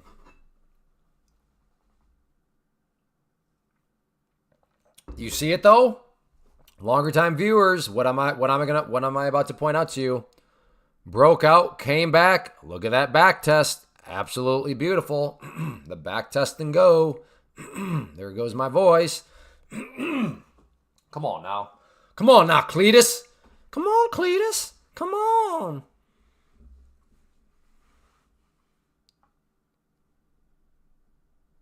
Come on, Cletus.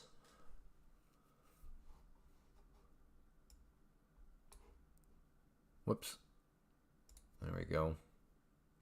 And I'm going to move this out of the way. I think we observed it enough.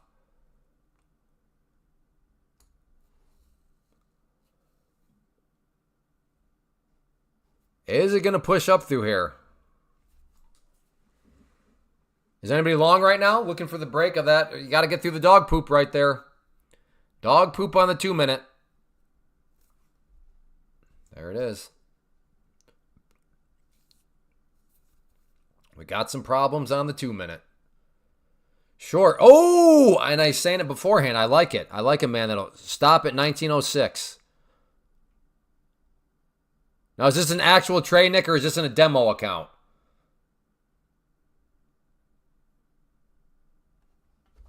Can you explain what an E-mini is? It's just a type of options contract. Oh, come on, Nick. Are you done with props or what? You don't trade props anymore?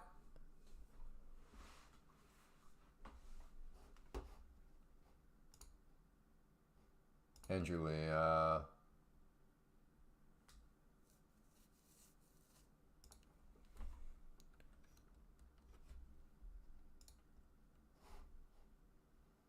I do. Went on tilt earlier.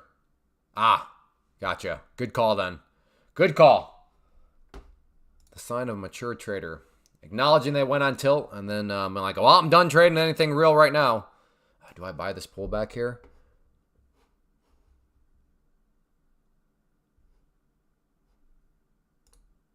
Oh, I missed it. There we go.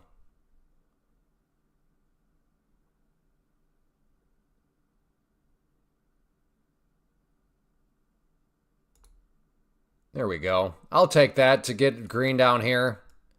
Like I said, I'm in a scalpy scalp mode.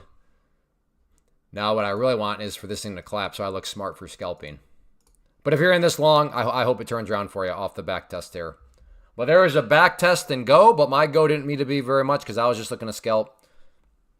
Now, maybe you're saying, Clay, that scalp was only worth $8. Fair question. Good question. Here's the power of futures. Yes, that was $8, but that was also one contract. That was one contract of the MNQ, which is the less volatile variety. But we're going to stick with the MNQ. So yes, I did, quote unquote, only make $8, which again, I understand is, maybe like, what a waste of time. Clay, you talked up futures. You said they were amazing. Well, again, one. That was one. So now let's hop back real quick into the world of the prop firms and show you what could have been accomplished. So bare minimum, because that was a bare minimum that you could get on that. I traded the one MNQ, the smaller variety, and the slower moving variety. So on the bare minimum here, you could get $25,000 of purchasing power for $105. So if you have $105, you could have gone and you could have gotten this, and this size account would have allowed you to have gotten up to 30 of the contracts that you just saw me trade. Again, One of them made me $8 on that trade. But if you had 30 of them, 30 times 8, that trade, that little scalp would have been $240. Again, see how it all... Now remember, to be fair, you might... Clay, so all you're doing is arguing, well, if you want more volatility, if you want more movement, then just increase position size. You can do that with stocks too. Just buy more shares. That's true. But what does it take to buy more shares? It literally takes more money out of your pocket. Is that what's happening here? It's not. For the one time 105, then you can always start at 1, or you could go as high as 30 for no extra money. It's just 105. Again, in stocks, if you want to go from 1 share up to 30 shares, well, you better have more money in your account to pay up for those shares. Not here. It's 105, whether you're doing 1 or 30. Or if you want to start at 5 and go up to 30. And that's just per trade. But maybe you're saying, well, Clay, so that's still not very impressive. I mean, yeah, you could have 30 of those contracts that got 8, but that's only 240. Okay, fine, fair enough. Let's go to the other end of the spectrum. So if you were to get 150,000 of purchasing power, would cost you 252 out of your pocket. All that contract, you could have gotten as many as 150. So let's try that real quick. I had one contract and that contract was worth $8, and then if I had 150, that little move right there would have been $1,200. Again, flexibility and ability to control, which is another part of Pam's plan. The movement on that one, maybe you weren't too impressed. Like, okay, that movement only yielded you $8. But it's the ability to control it by getting more contracts at no extra fee, like it would be for a stock, because you got to buy more shares. Not here, not so. That payment that you make gives you the either from 1 up to whatever the amount they max you out at. It's the same cost. So once more, Pam's plan. In my mind, it makes a whole lot of sense.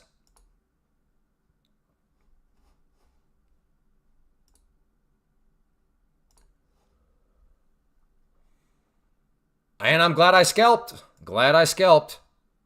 What a dirty dog. Yikes. And granted, I could have scalped for a little bit more as it came up that way, but again, the dog poop.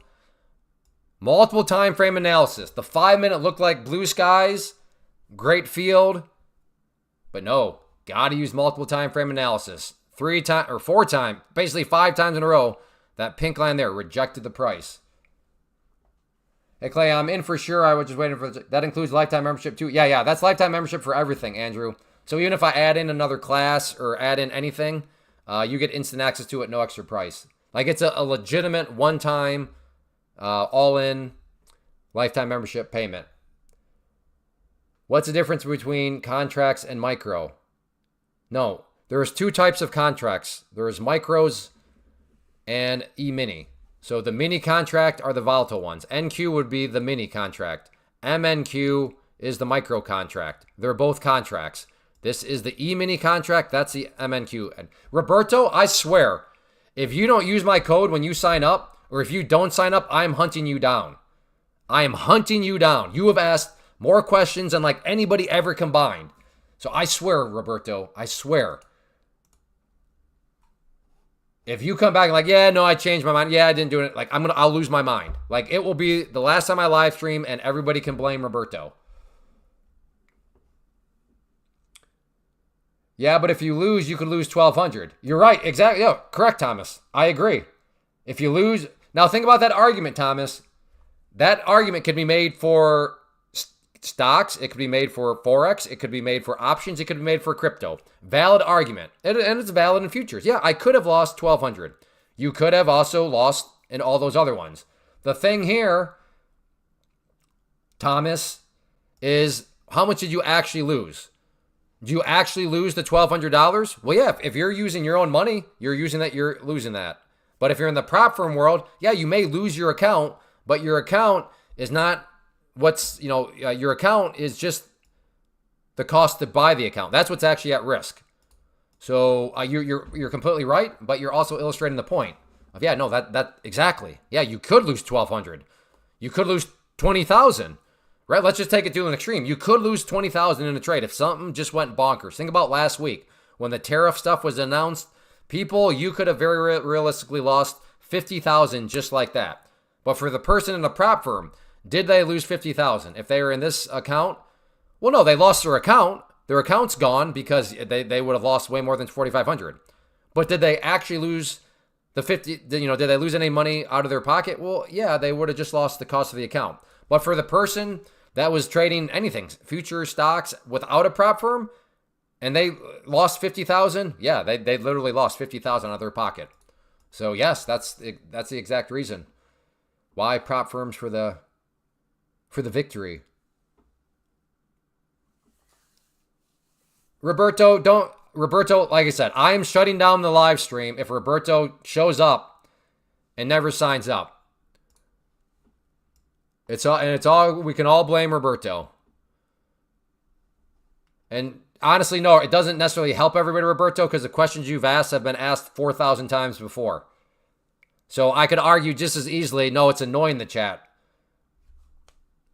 Because a couple of them now you've said, Roberto, it's like I just talked about it like 2 minutes before you ask again.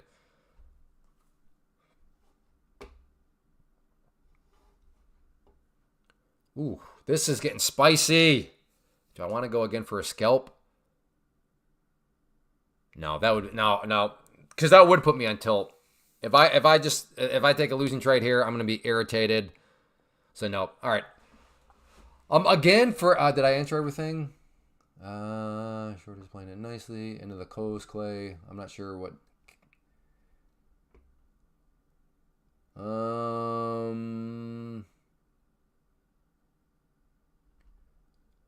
I think as a reminder, and maybe you're already aware of this, but if you are just looking for a way to support the channel, then and you're an Apex user, Apex is running an 80% off sale. Code Clay if you want to support the channel as an Apex user. I'm not using Apex. I recommend Take Profit Trader. They're just more clean, more straightforward. But Apex, a lot of people use them still, and they pay. So they're not a scam. You know, they have a very long track record. They're probably the biggest in the business. But like I said, I would consider them more for an advanced prop firm trader because they got all sorts of additional rules and this, that, and the other. But yes, if you already use them and you're familiar with them, you're okay with them, and you're just looking for a way to help support the channel, then yeah, you can do that. If you want to get the current deal, just use code CLAY.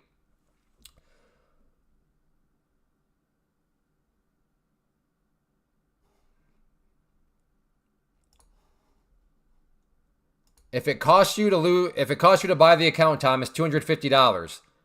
A way that you would lose the account, where they would take the account away from you, would be if you lose $4,500. That's one of the rules. Don't lose $4,500. If you do, we're taking the account from you. So if you lose $4,500, they take the account. But did you actually lose $4,500? You didn't. You only lost what it cost you to buy the account, which was $252. That's what I mean. And this is all happening in a simulated environment. They're testing you. They're seeing, do you know how to trade?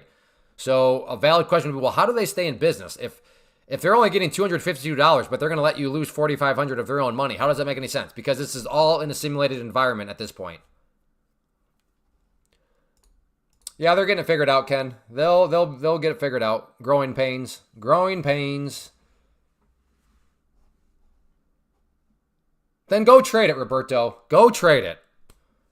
The next 30 minutes should be bullish. Well, like, based on what? You're just talking out of your back end, Roberto.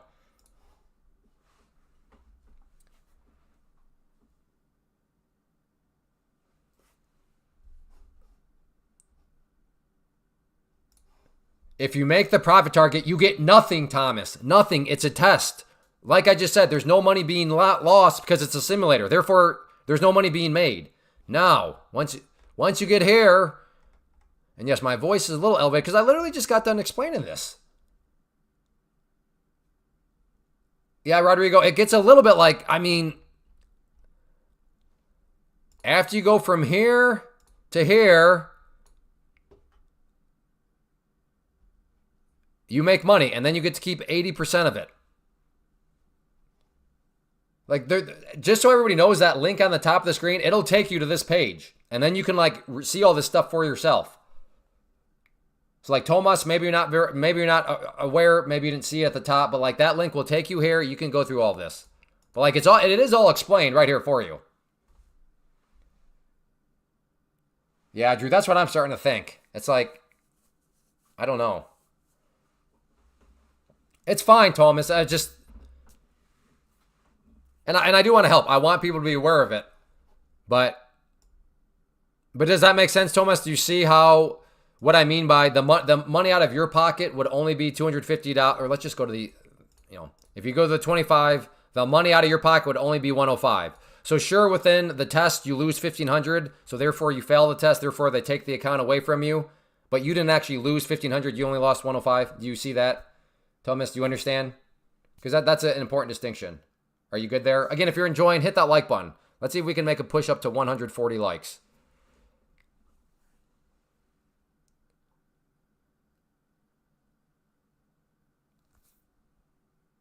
You need to create a video about funded accounts. Carlos, have you been to my channel?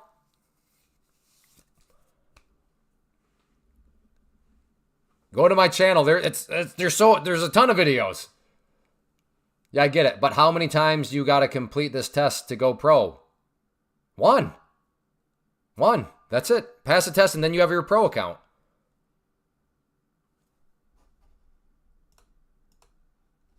That's it. One time. Pass the test, and then you move to the pro account. Now, the rules still apply on the pro account. You can't just go there and start acting like a degenerate. I mean, the rules still apply. If you go to the pro account and you lose 1,500, well, then they're taking your pro account away from you.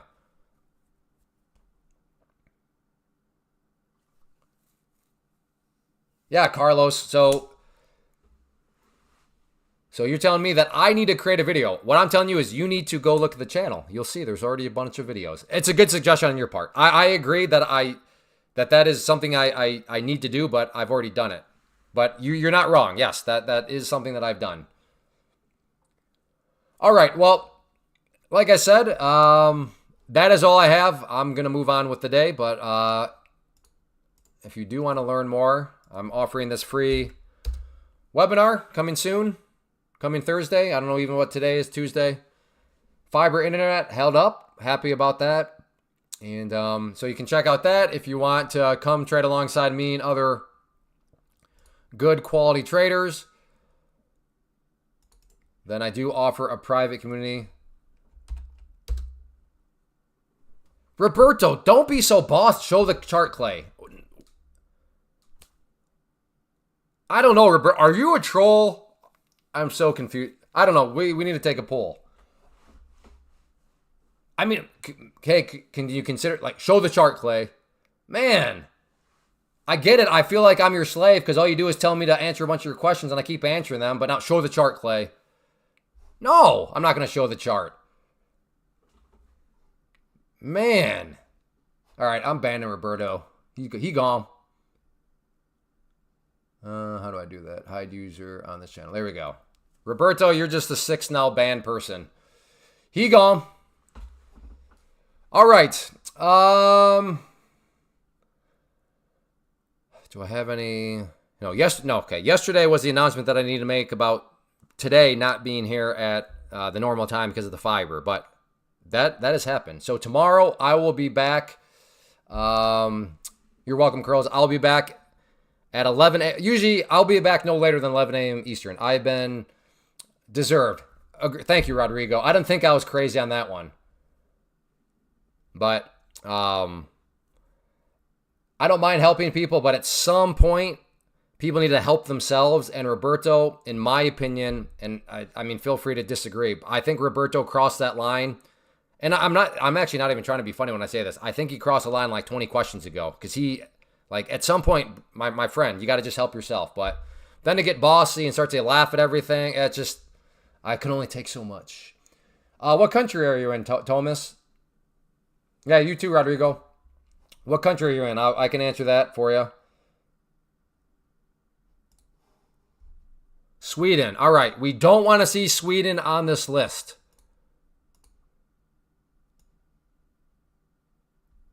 All right. You're good to go. They would be open to you. If your country is on this list, sorry. Unfortunately for you, it would not be open to you. Elon, you should have cut him away. Thank you. Okay. All right. So I'm not, because I'll be honest, right now I'm in the back of my mind, I'm like, was that kind of a jerk move? Like, was I not patient enough with Roberto? Like, maybe okay. Now I feel so thank you. Rodrigo, thank you. Drew, okay, I appreciate that, you because if I'm honest, I was starting to question maybe I was being unrealistic, but I'm glad several of you saw the same thing that I was seeing with Roberto.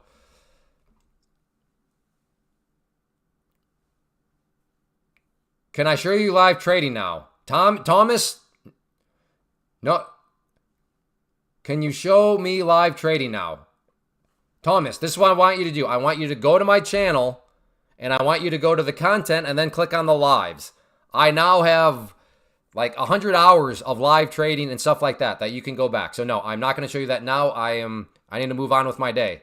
But if you want to see live stuff, check. Here we go. Here we go. Thomas, I like people from Sweden. Why? Because I'm jealous of you. Why? Because your ancestors were Vikings. That'd be awesome to say that I have Viking DNA. I got barbarian DNA. I'm German. We're the people that overthrew the Roman Empire. But still, it'd be cool to say that I have Viking DNA. So that's why I like people from... So right here, I'm going to send you this link, Thomas, and you can go and watch some live trades to your heart's content. My Viking friend. From a German barbarian DNA to a Viking DNA. There you go. You can go watch as many live trades as you want.